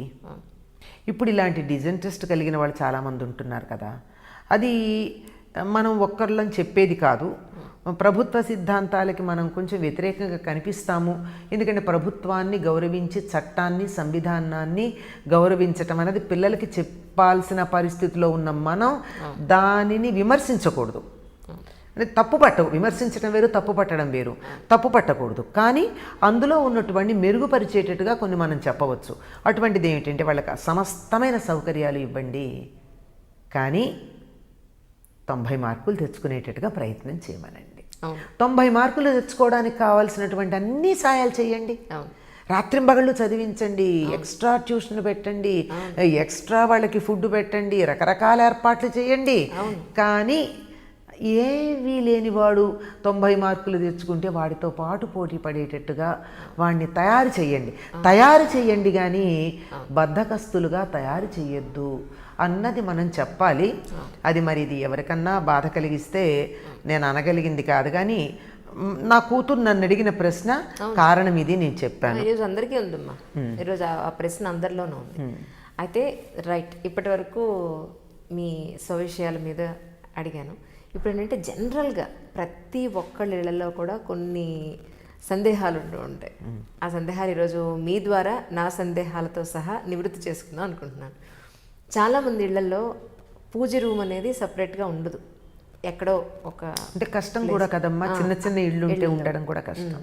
సో అలాంటి ఇళ్ళకి మీరు, అలాంటి వాడి ఇళ్లలో వాళ్ళు దేవుణ్ణి ఎలా పెట్టుకోవాలి, ఎలాంటి ఆచార వ్యవహారాలు పాటిస్తే బాగుంటుందంటే ఈనాటి కాలమాన పరిస్థితుల్లో మీ ఉద్దేశ ప్రకారం? అమ్మ, సింగిల్ బెడ్రూమ్ ఫ్లాట్ అన్న చిన్న యూనిట్గా మనం తీసుకుంటే, ఎందుకంటే ఎక్కువ యూనిట్స్ దాని గురించి ఆలోచిస్తాం. అంతకన్నా చిన్నవి ఫ్లాట్స్ ఉండవు, 1 గది 2 గదుల ఇళ్ళే ఉంటాయి. పెద్ద పెద్ద ఇళ్లలో చిన్న గదులు తీసుకుని ఒక గది ఒకదానికి ఒక వండుకునేటందుకు ఒక పక్క అట్లా పెట్టు. ఎక్కడ పెట్టుకున్నా పూజ గది అన్నది గదిగా పెట్టుకోవాల్సినంత అవసరం ఏం లేదండి. ఒక్కచోట ఒక ప్రదేశం, ఇది నేను దేవుడికి కేటాయించానన్నది కాస్త ఇంత చోటు దొరకదా? ఒక చోట ఎక్కడైతే ప్రతి వాళ్ళు కాళ్ళు చేతులు కడుక్కోకుండా చెప్పులతో, బూట్లతో, బయట నుంచి వచ్చిన బట్టలతో రాకుండా ఉండే ప్రదేశం ఇంట్లో ఎక్కడుందో అక్కడ ఒక్క చోట ఒక చిన్న షెల్ఫ్, అలమర, ఒక పీట, ఒక స్టూలు అంతా కూడా మా ఇంట్లో లేదండి. మాది ఒక్కటే గది ఉంది, అంతే ఉంది. ఆ గదిలో నేనేం చేయాలి? ఒక మూల, ఎక్కువ మంది రాగానే ప్రవేశించడానికి వీల్లేని మూల గోడకు ఫోటో పెట్టుకోండి. దాని కింద ఒక చిన్న చెక్క లాంటిది కానీ లేదా ఒక చిన్న షెల్ఫ్ కానీ అక్కడే పైకి పెట్టుకుని మీకు నచ్చిన దేవుడి ఫోటో పెట్టుకుని ఒక దీపం పెట్టుకోవడానికి, ఒక అగరొత్తి పెట్టుకోవడానికి ప్రదేశం పెట్టుకోండి. చెప్పులతో అక్కడికి వెళ్ళకండి. ఇది ఇన్ని ఆప్షన్స్. కాస్త పెద్ద కొంచెం ఇల్లు ఉంటే ఒక షెల్ఫ్, అది లేకపోతే ఒక మూల మీద ఒక చిన్న స్టూలు, అది పెట్టుకోవడానికి కూడా నాకు ఇబ్బంది అనిపిస్తే గోడకి ఫోటో పెట్టి ఒక షెల్ఫ్ పెట్టి, లేదా ఒక చిన్న చెక్క కొట్టి అక్కడ ఒక అగరత్తి స్టాండు, కింద పువ్వు పెట్టడానికి ఒక చోటు, ఒక దీపం పెట్టడానికి చోటు, ఒక్క అరటిపండు పెట్టుకోవడానికి చోటు ఉండేటంత షెల్ఫ్ పెట్టుకోండి. నిజంగా ఉండాల్సింది ఎక్కడ? ఈ మందిరంలో ఉండాలి దేవుడు. ఈ మందిరంలో ఉన్నాడు అని చెప్పడానికి ఒక రిఫ్లెక్షన్ లాగా అక్కడ పెట్టుకుంటున్నాం గనక దాన్ని కాస్త శుభ్రంగా ఉండే చోట పెట్టుకోండి అంతే. కాస్త షెల్ఫ్ లాగా పెట్టుకుంటే ఇంట్లో ఆడపిల్లలుండి కొన్ని రకాల ఇబ్బంది అంటే దానికి తలుపు పెట్టడము, కర్టెన్ వేయడము చేయొచ్చు. ఫోటో వరకు పెద్ద ఇబ్బందులు లేవు. ఎప్పుడైతే మనం విగ్రహాలు పెడతామో కొంచెం కాస్త పాటించాల్సి ఉంటుంది. అలాగేమా, అంటే చాలామంది ఇది దీపం పెట్టే విషయంలో లక్ష్మీ దీపాలని తమిళనాడు వాళ్ళు పెట్టుకునే దీపాలు ఉంటాయి, కామాక్షి దీపాలు. అది వెనకాతలా ఉండి దీపం ముందు వైపు ఉంటుంది, మన ఇలా ఉంటుంది దీపం. మీకు ఐడియా ఉంటుంది. కామాక్షి దీపం అమ్మవారేమో పైన వెనకాల కూర్చుని ఉంటుంది, ఒక వెనకాల దాకా పెట్టి షీట్ లాగా పెట్టి ఈ ముందు దీపం పెడతారు. అలాంటి దీపాలైనా సరే దీపాన్ని అటు తిప్పండి, దేవుడి వైపు దీపాలు ఉండాలని కొంతమంది అంటారు. దీపాన్ని అందంగా చూపించడానికి ఇది ఇటు పెట్టి దీపాలు ఇటు ఉన్నా పర్లేదంటారు. ఇది ఇటు పెట్టాలి, అసలు ఏది నిజం? అమ్మా ఇప్పటికి కూడా మీరందరూ చూస్తూనే ఉంటుంటారు, ధర్మ సందేహాల కార్యక్రమంలో మేము తరచుగా పాల్గొంటే తప్పనిసరిగా దీపం గురించి ఒక ప్రశ్న అడుగుతారమ్మా. అవును, ఈ రోజు ఇప్పటికి కూడా నేను అడుగుతా, ఇక్కడి నుంచి మీరు ఎదగరా, ఈ స్థాయి నుంచి ఎదగరా? మా అమ్మ అడగమంది వెళ్ళి పొద్దున్న, దీపం సంగతి అడగవే, మీ ఇంట్లో నువ్వు ఇలా పెడతావు, మా ఇంట్లో ఇలా అసలు పెడతాను. ఇంకోటి ఏంటంటే ప్రధానంగా చెప్పేది, దీపం పెట్టేటప్పుడు ఏం శ్లోకం చదువుతాం మనం? సాధ్యం త్రివర్తి సంయుక్తం వహ్నినాయోజితం మయా గృహాణ మంగళం దీపం త్రైలోక్య తిమిరాపహం. 3 లోకాల్లో ఉన్నటువంటి చీకటిని నా ఇంట్లో పెట్టిన దీపం పోగొట్టాలి. ఎంత పెద్ద ఆశ చూడండి మనకి. ముల్లోకాల చీకట్లు అంటే మనలో ఉన్న సత్వరజస్తమో గుణాలకు సంబంధించిన చీకట్లు. సరే, ఇవన్నీ చెప్పుకున్నా అక్కడ ఉన్నటువంటి ఆ దీపంలో పెట్టిన ఒత్తి ఏముండాలన్నారు? త్రివర్తి సంయుక్తం, 3 ఒత్తులతో కలిసి ఉండాలి, 3 పోగులు కలిసి ఉండాలి. సాజ్యం, నేతితో కలిసి ఉండాలి. ఈ రోజుల్లో ఆవు నెయ్యి దొరకని సందర్భాల్లో 2000 3000 కదా కిలో ఆవు నెయ్యి మంచి దొరకాలంటే దాని బదులు దరిదాపుల్లో అంతటి ఫలితాలను ఇవ్వగలిగింది నువ్వుల నూనె. చాలా మంచిది. నువ్వుల నూనె వేసి 3 ఒత్తులు కలిపినటువంటి ఒత్తి ఒకటి వేసి దీపం వెలిగించమన్నారు. 3 పెట్టకూడదు, 2 లేదా 4 చెప్పేది. ఇవన్నీ తర్వాత రకరకాల పద్ధతులు. అయితే ఒక్క ఒత్తి ఎందుకు వెయ్యము అంటే అది మరో సందర్భంలో వేస్తాం, అది గుర్తొస్తుందని చెప్పి 2 వేస్తాం. 2 ఒత్తులు మామూలుగా. ఇవి ఎవరింట్లో మీ అమ్మ లేక మీ అత్తగారు పూర్వం నుంచి ఎలా పెట్టారో అది పెట్టేయండి, అసలు డౌట్ ఉండదు. మనకి శాస్త్రం ఒకటి ఉంది, సంప్రదాయం ఒకటి ఉంది. ఈ సంప్రదాయం ఆచారం, ఈ ఆచారం ఏదేందో అది పాటించేటప్పుడు శాస్త్రం కూడా ఒప్పుకుంటుంది ఆచారాన్ని. అంచేత మీ అత్తగారు దీపం ఎలా పెట్టారో అలా పెట్టేయండి. అత్తగారి ఇంటికి వచ్చాక పుట్టింటికి వెడితే మెమ్మ ఎట్లా పెట్టిందో అట్లా పెట్టండి. అసలు అంతకు మించినటువంటి శాస్త్రం లేదు. కానీ నాకు మా అత్త చెప్పలేదు, మా అమ్మ చెప్పలేదు. ఇట్లాంటి వాళ్ళు చాలామంది ఉన్నారే. ఈ అత్త అమ్మ పోర్షన్లు తీసుకునేటటువంటి వాళ్ళు ఇప్పుడు మనకి బోల్డ్ మంది కనపడుతున్నారు. కనపడి పైగా ఏం చేస్తారు, ఏదో నేను మా అత్తగారు పెట్టినట్టు నేను పెడుతున్నాను అనుకో, అయ్యో ఇట్లా పెడుతున్నావా, ఇది దరిద్రం అని చెప్పి మన మనసులో ఒక అనుమానం పడేస్తారు. అవునా కదా? అందుకని సరిగ్గా అలా ఎవరు చెప్పని వాళ్ళు ఉంటే కూడా మీరు ఒక్కటి చెప్పేయండి, మా అత్తగారు ఇట్లా పెట్టారు నేను పెడుతున్నాను అనేటటువంటి దీంట్లో అత్తగారు దీపం పెట్టే అలవాటు ఉన్న వాళ్ళందరూ నిర్మోహమాటంగా మా అత్తగారు ఇట్లా పెట్టారు నేను ఇట్లాగే పెడతానని చెప్పండి. ఏ శాస్త్రం దాన్ని కాదందు, మొదటి మాట. రెండోది, చెప్పలేదు అని అనుకున్నప్పుడు హాయిగా ఈ మంత్రం చెప్పే దాంట్లో 3 ఒత్తులు వేయమనుంది గనక 3 పోగులు కలిపిన ఒత్తి వేయడం ప్రధానం. త్రివర్తి సంయుక్తం కలిసి ఉండాలి. త్రివర్తి సంయుక్తం కలిసిన 3 ఒత్తులు. అందుకని ఏం చేస్తూ ఉంటారు, రెండు అడ్డ ఒత్తులు కానీ ఒక అడ్డ ఒత్తి ఒక బొడ్డు ఒత్తి కానీ వేస్తారు. బొడ్డు ఒత్తులు చేయడం కష్టమని ఈ రోజుల్లో ఈ అడ్డ ఒత్తులు మంచి బ్రహ్మాండంగా తయారు చేసేవాళ్ళు ఉన్నారు. కుటీర పరిశ్రమలాగా దాన్ని ఈ తక్లీతో కాకుండా చేత్తో కాకుండా చిన్న చిన్న సాధనాలతో చేసి ఏదో ఒకటి అసలు మానేసేదానికన్నా నయమే కదా అని చెప్పి తెచ్చి మంచి పత్తే దొరకటం లేదు. సరే వాళ్ళు ఏదో ఆ పాపం వాళ్ళది, ఇది పౌడి పత్తి అని అంటే అవునంటారు, అంటే అవునన్న పాపం వాళ్ళదే అంచేత అది తెచ్చుకొని పెట్టుకుంటున్నాం కనుక 2 ఒత్తులు వేయండి. చేత అయితే బొడ్డు ఒత్తి అడ్డ ఒత్తి, లేదంటే 2 అడ్డ ఒత్తులు వేసి వెలిగించండి. దీనికి 2 వెలిగించకపోతే పాపం అని ఎక్కడా లేదు. అది మరో సందర్భాన్ని గుర్తు చేస్తుంది గనక మనం 2 వేస్తాం. 1 వేసినందువల్ల వచ్చే దోషం లేదు. 3 అధికం ఫలం 10 వేసుకోండి, ఎవరు వద్దన్నారు. ఇవన్నీ కొన్ని తాంత్రికం ఉన్నాయమ్మా. ఆ తాంత్రికాన్ని నిత్య జీవితంలో కలపడంతో వచ్చిన సమస్య ఇది. ఏదో వేప నూనెతో దీపం పెట్టి ఏంటండి, వేప నూనెలోంచి వచ్చేటటువంటి చేతికి దోమలే చచ్చిపోతూ ఉంటే దేవుడి దగ్గర పెడితే అమ్మవారికి ఎంత చికాకేస్తుంది. వేప నూనెతో దీపం పెట్టడం ఏమిటండి, నాకైతే అది వినంగానే నా ఒళ్ళంతా జలదరించింది. వేప నూనెతో దీపం పెట్టాలా? ఆ వేప నూనె గాలికి దోమలు చచ్చిపోతున్నాయి. దోమల్లాంటి మొండి జాతి చచ్చిపోయేటటువంటి విషవాయువు వచ్చే సందర్భంలో అటువంటి నూనెతో దేవుడి దగ్గర దీపం పెట్టడం ఏమిటి? వద్దు. అయితే ఒకవేళ నాకు నువ్వుల నూనె దొరకలేదు, కొబ్బరి నూనె పెట్టండి. అది దొరకలేదు, రిఫైన్డ్ ఆయిల్ మాత్రం పెట్టకండి. అదంతా దాంట్లో ఇవి ఉంటాయి, కెమికల్స్ ఉంటాయి. రిఫైన్డ్ ఆయిల్ ఆరోగ్యానికి కూడా మంచిది కదా, ఇప్పుడు వద్దని చెప్తున్నాం కదా. రిఫైన్డ్ కాకుండా జస్ట్ ఫిల్టర్డ్ వాడండి. ఫిల్టర్ కాకపోయినా నష్టమేం లేదు, రా ఆయిల్ వాడుకోండి, హ్యాపీగా ఉంటుంది. కనుక అలాంటి వేరుశనగ పప్పుల నూనె పెట్టిన అధమమే అనుకోండి, వేప నూనె అంత దౌర్భాగ్యం అయితే కాదు. అయితే ఉత్తర దేశంలో ఆవ నూనెతో పెడతారు, అది అక్కడ దొరికేది, అది దానికేం తప్పు. మన నువ్వుల నూనె ఎట్లాగా వాళ్ళకి ఆవ నూనె ఎట్లా, అట్లా అటువంటి నూనెలు వేసి దొరికితే శ్రేష్టం దేశీ ఆవు నెయ్యి. అది దొరకదు అనేది గ్యారంటీ, ముద్ర వేసి చెప్పచ్చు.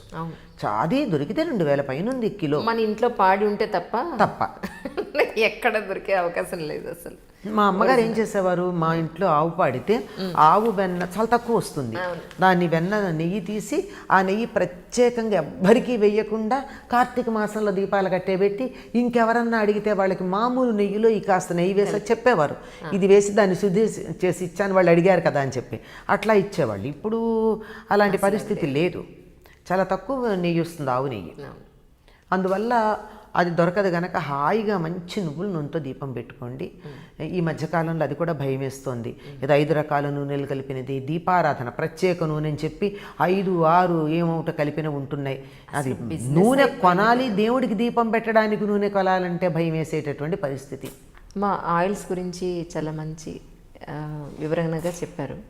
అయితే దీపం విషయంలో ఒక్కసారి కాస్త తెలియని విషయం చెప్తారు. కొంతమంది ముందుకే ఉండాలని, కొంతమంది దేవుడి వైపే తిప్పుంచాలని ఏవో అంటున్నారు. సరే, ఎవరి విధానుసారం వాళ్ళు చేస్తున్నారు అనుకోండి, కానీ ఎట్టు కరెక్ట్ అసలు పెట్టాల్సింది అంటే మామూలుగా ఏదైనా సరే మనం తూర్పు ముఖంగా కానీ ఉత్తరముఖంగా కానీ పెడితే ఏది చేసినా, మన ఇంటి ద్వారం ఉండాలన్నా, బయటికి వెళ్ళాలన్నా, ఏది ఇంటికి ఎవరన్నా వస్తే కూర్చోబెట్టాలన్నా, ముఖ్యంగా ఏది చేసినా పెళ్ళిళ్ళు అయితే పెళ్లి కూతుర్ని పెళ్లి కొడుకుని కూర్చోబెట్టాలన్నా అది ప్రధానం. అంటే అది ముఖ్యమైనటువంటి దిక్కు అనే ఉద్దేశంలో ఆ విధంగా మనకి ఉన్నటువంటి మనం పెట్టుకున్నది దేవుణ్ణి పెట్టుకున్నటువంటి ప్రదేశంలో ఎటువైపున తూర్పు వైపుకి కానీ ఉత్తరం వైపుకి కానీ ఆ దీపం యొక్క కొస అంటే వెలుగు, జ్యోతి వెలిగేది ఉండేట్టు పెడితే మంచిది. సాధారణంగా ఇళ్లల్లో ఈ మధ్యకాలంలో వాస్తు చాలా ఎక్కువైపోయింది కదమ్మా అందరికీను.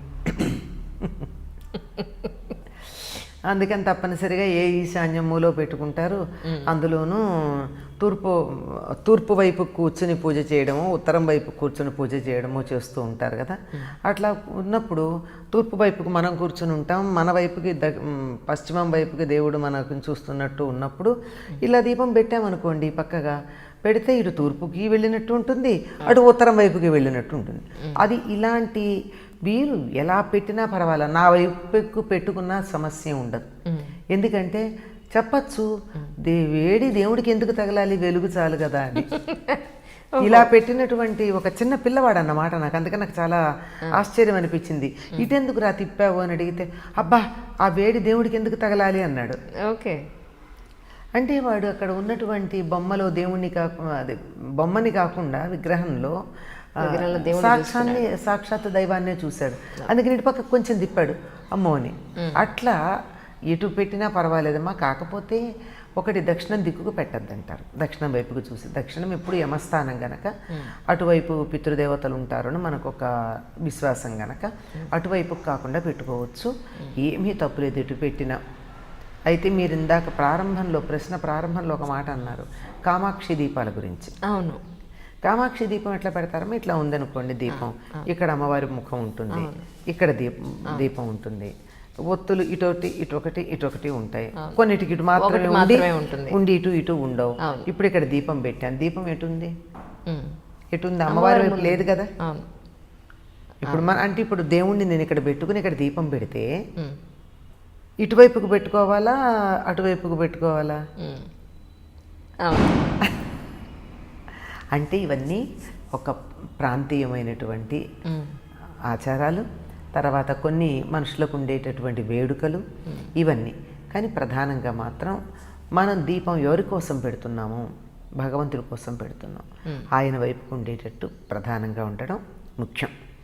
తర్వాత అసలు మిగిలినటువంటి వాటికి దీన్ని ఏమంటామంటే మనం దీపారాధన అంటున్నాం. అవును. మామూలుగా అయితే దీన్ని అంటున్నామా, అగరొత్తులు వెలిగిస్తే ధూపారాధన అంటున్నామా? అంటం లేదు.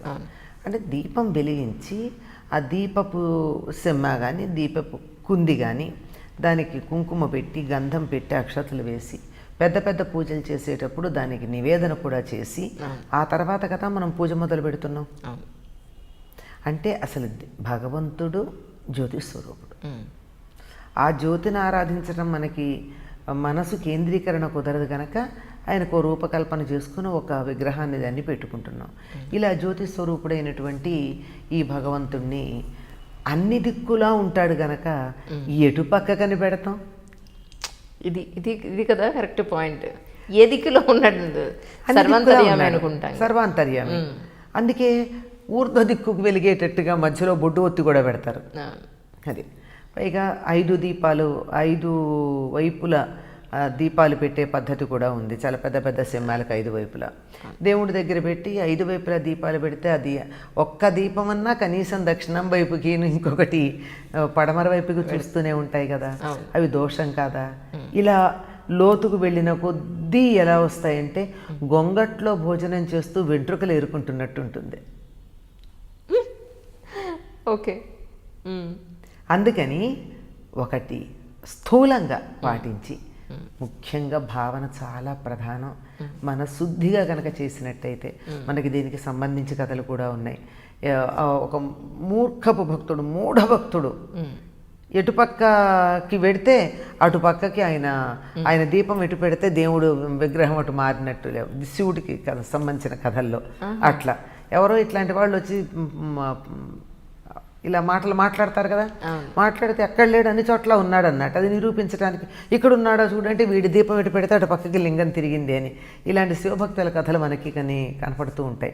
అంచేత సర్వాంతర్యమైనటువంటి భగవంతుడిని ఆరాధించడానికి మన మనసు కేంద్రీకరణకు ఒక చోట ఒక ప్రదేశం కుదుర్చుకుంటాం కనుక అక్కడ అన్ని అర్చనలు చేయడానికి అవకాశం ఉంటుంది కనుక ఆ వరకు మాత్రమే, అంతవరకు మన నియమం పాటిస్తే చాలు. మిగిలిన అన్నింటి జోలికి వెళ్ళి జీవితాన్నంతా అయోమయం చేసుకోవాల్సిన పని లేదు. బాగుంది. అలాగే రోజు మనం గోత్రనామాలతోటి జనరల్గా చేసుకోలేరు అన్లెస్ అంటిల్ ఏదైనా ఒక ఆస్పీషియస్ డే ఉంటే ఇంట్లో ఏదైనా స్పెషల్గా ఏదైనా పూజ పెట్టుకుంటే తప్ప అతి తక్కువ మంది గోత్రనామాలతో పూజలు చేసేవాళ్ళు. ఇందాక మీరు చెప్పినట్టుగా మన మనసులో ఉన్న భావం అనేదే ప్రధానమైంది. మిగతావన్నీ కూడా తాత్కాలికమైనవే, పెద్దగా ఇంపార్టెన్స్ లేనివి అని అనుకుంటే గోత్రనామాలు చెప్పుకొని దీపం పెట్టుకోవడం అనేది అంతే ఇంపార్టెంట్ అండి. లేకపోతే జనరల్గా ఏం చేస్తామంటే కొంతమంది ఆచమనం కూడా చేయరు, అది వేరే సంగతి. దీపం వెలిగించి పూలు పెట్టి ఏదో పంచుతారో బెల్లం అరటిపండు పెట్టి నాయన నీకు నమస్కారం అని చెప్పని వచ్చేస్తారు.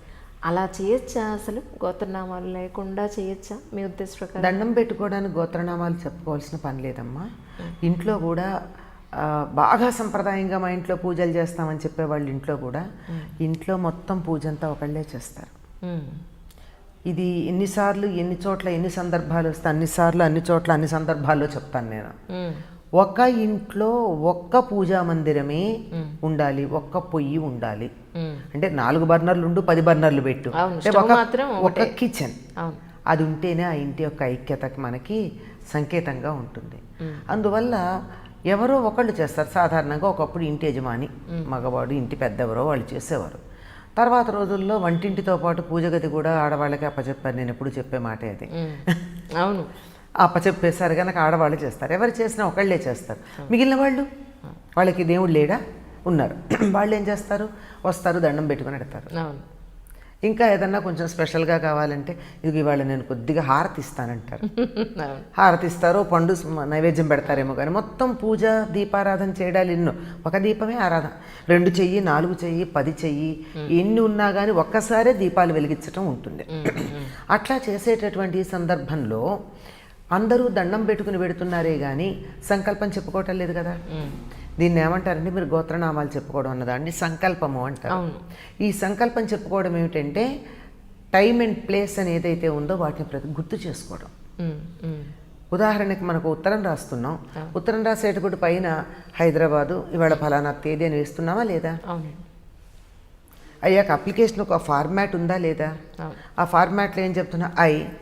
Sun or daughter of so and so, resident of so and so, ఇలాంటి వివరాలన్నీ ఇచ్చుకుని వెళ్తున్నామా లేదా?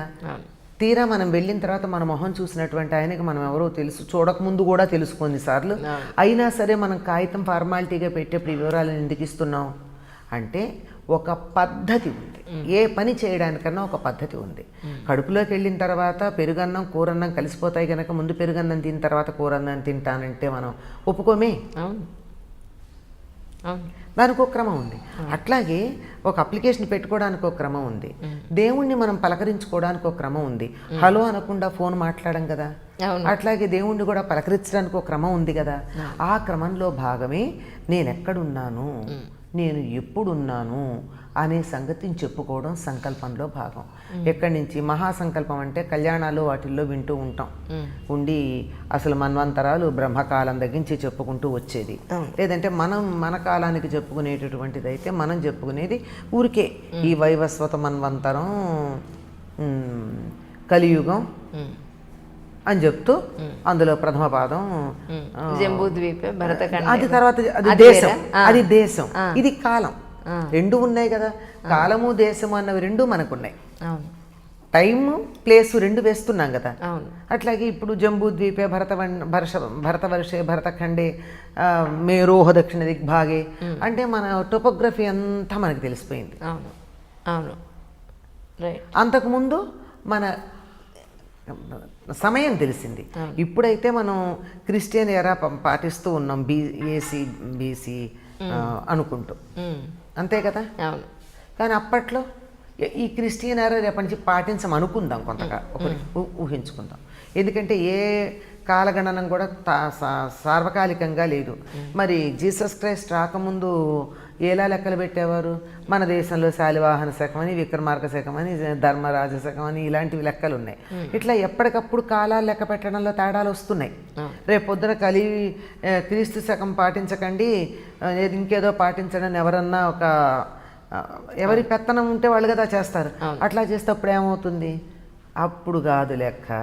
ఇవి మీరు ఇక్కడ చెప్పుకోండి తాత్కాలికంగా, అసలు లెక్క వేరే ఉంది. ఆ లెక్క చెప్పేది ఇదిగో బ్రహ్మగారు ఇప్పుడు పరిపాలించే రోజుల్లో ఈయనకి మధ్యాహ్న కాలం అయింది. మధ్యాహ్న కాలంలో ఇవాళ ఒకరోజు పొద్దున లేచాడు. ఆ పొద్దున లేచి మొదటి ఇంకా ఏఎంఏ ఆయనకి పిఎం కాలేదు అంటే మధ్యాహ్నానికన్నా పూర్వమే ఉంది.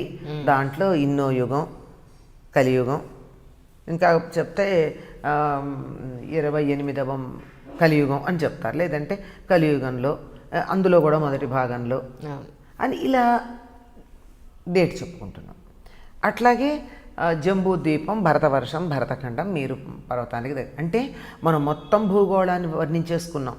జంబూ ద్వీపం అంటే భూభాగం, అందులో భారతవర్షం అంటే మేరు పర్వతానికి దగ్గర ఉండేటటువంటిది, అందులో భరతఖండం అంటే మనం ఉన్నటువంటి అఖండ భారత్, అంటే ముక్కలైపోయిన 3 ముక్కలైన భారత కాకుండా ఉండేట బర్మాతో, ఆఫ్ఘనిస్తాన్తో, శ్రీలంకతో కలుపుకున్న భారతదేశం అంతా భరతఖండం.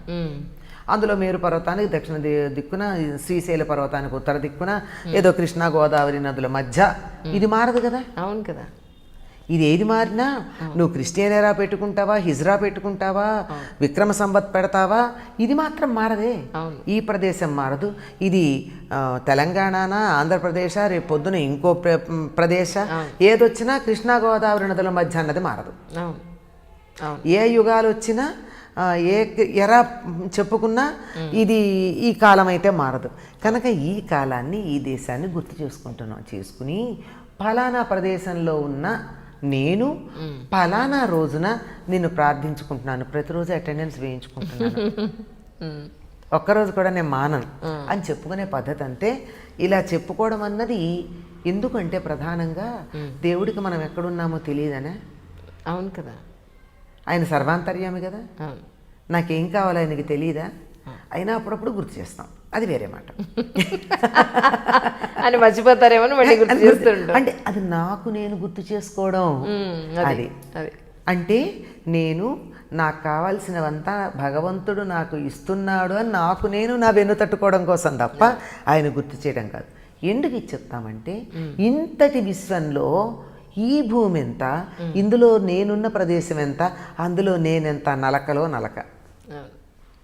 ఇంత అనంతమైనటువంటి ఈ కాలంలో నా టైం స్పాన్ ఎంత, అందులో ఈ ఒక్క రోజుకు విలువ ఎంత, ఇది గుర్తించి మనం తగినట్టుగా ప్రవర్తిస్తామని ఏ రోజుకు ఆ రోజు దాని గురించి చెప్పుకుంటాం. ఇలా చెప్పుకోవడం అన్నది దానికోసం చెప్పినటువంటిది. ఇక మామూలుగా అంటారా, చెప్పుకోకపోయినా భగవంతుడికి తెలియదా? ఒక కేక పెడితే వింటాడే. అందుకని ఇది ఒక ట్రెడిషన్ పోకుండా చెప్పేది. తర్వాత ఈ చెప్పేటప్పుడు గోత్రం చెప్పుకుంటారు, అంచేత తన గోత్రం మర్చిపోకుండా రేపొద్దున. ఇదంతానమ్మా మన సంప్రదాయాలన్నీ కూడా నిజానికి సామాజికమైనటువంటి పరంపరని కొనసాగించడానికి ఉండేవి. కనుక నా గోత్రం నేను మర్చిపోకుండా ఉండాలి. ఇప్పుడు చాలామంది పిల్లల్ని మీ గోత్రం ఏమిటని అడగని చెప్తారేమో. అందుకని పూజా విధానంలో వీటన్నిటినీ చేరిస్తే, దేవుడి పేరు చెప్తే భయంతోనో భక్తితోనో అన్నీ గుర్తుపెట్టుకుంటారు అని చెప్పేదమ్మా. నమస్కారం చేసుకున్నా చాలు. ఇంట్లో ఒక్కళ్ళే పూజ చేస్తారు కనుక మిగిలిన వాళ్ళు నమస్కారం చేసుకుంటే ఎటువంటి ఫలితం ఉంటుందో మిగిలిన వాళ్ళకు కూడా ఊరికే దండం పెట్టుకున్నా భగవంతుడు ఆ భక్తి చాలా ప్రధానం అమ్మ. అలాగే చాలామంది పెళ్ళిళ్ళు అయిన తర్వాత ఈ ఉద్యోగపరమైన సమస్యలేనండి, లేకపోతే మాలాగా మీడియా సమస్యలేనండి, మేము సూత్రాలు వేసుకునే అవకాశం ఉండట్లేదు. మా అమ్మ అంటుంది సూత్రాలు వేసుకోకుండా ఉద్యోగాలు ఏమిటి అంటూ ఉంటుంది. సో సూత్రాలు వేసుకోకపోవడం వల్లే వచ్చే నష్టమే ఉందమ్మా. అది మర్చిపోతున్నాం, తీసి పొరపాటున మర్చిపోయి ఎక్కడన్నా ఇదైపోతే లాస్ అయిపోతే కష్టం కదా, అందుకని చల్లగా ఉండాలని బీరువాలో పెడుతున్నాం. బీరువాలోనో ఫ్రిడ్జ్లోనా చల్లగా ఉండాలంటే ఫ్రిడ్జ్లో పెట్టాలి అని ఏదో ఆఫీస్ తగ్గట్టుగా ఒక చిన్న నల్లపూసలు వేసుకుని తిరుగుతున్నాం ఇలాగా. సో దీనివల్ల అంటే మా అమ్మ అంటుంది ఏంటంటే అలా ఉండకూడదు, అసలు పద్ధతి కాదు అది ఇది అంటూ ఉంటుంది. ఏమో మర్చిపోతాం పొరపాటు, మేకప్లో ఏదో ఆర్నమెంట్స్ వేస్తారు, వేసేటప్పుడు తీసి పక్కన పెట్టండి అన్నారంటే అలా 2-3 సార్లు మర్చిపోయాను నేను. ఇక భయం వేసింది, ఇది నిజంగా మర్చిపోతానేమో అని ఇంట్లో పెట్టాను. సో మీరు మీ ఉద్దేశ ప్రకారం ఇలా చేయడం అనేది ఎలా ఏంటంటారు అసలు? నిజానికి ఒకసారంటూ మెడలో వేసుకున్నాక మంగళసూత్రాలు, పేరే మంగళసూత్రాలు, అంటే శుభప్రదమైనటువంటి సిద్ధాంతాన్ని కట్టుబడి ఉండేటట్టుగా మననే కాదు ఎదుటి వాళ్ళని కూడా బంధించే సూత్రం అది. సాధారణంగా మెడలో మంగళసూత్రం ఉన్నటువంటి ఆడపిల్లల్ని ఒకప్పుడు కొంచెం మర్యాదగా చూసేవారు, వెకిలి వేషాలు వేసేవాళ్ళు కాదు. చూడడమే చాలా గౌరవప్రదంగా. ఎందుకంటే మగపిల్లలు అమ్మాయిని చూసి అందంగా ఉందని ఈల వేసే పిల్లాడు కూడా మంగళసూత్రము మెట్టలు ఉంటే పోన్లే ఎందుకన్నా మంచిదిలే అన్నట్టు ఆ రకంగా ఉంటుంది. అది లేకపోతుంది అనేటటువంటి సమస్య ఈ రోజుల్లో లేదు. ఆ సమస్య లేనే లేదు. అది నిజానికి ప్రధానం కాదు. ఈ మంగళసూత్రం అన్నది దానికి అధిపతిగా మనం శచీదేవిని గురించి చెప్పుకుంటాము. అంతేకాకుండా దాని మీద ఇచ్ఛా జ్ఞాన క్రియాశక్తులకి అధిపతులైనటువంటి పార్వతీదేవి, లక్ష్మీదేవి,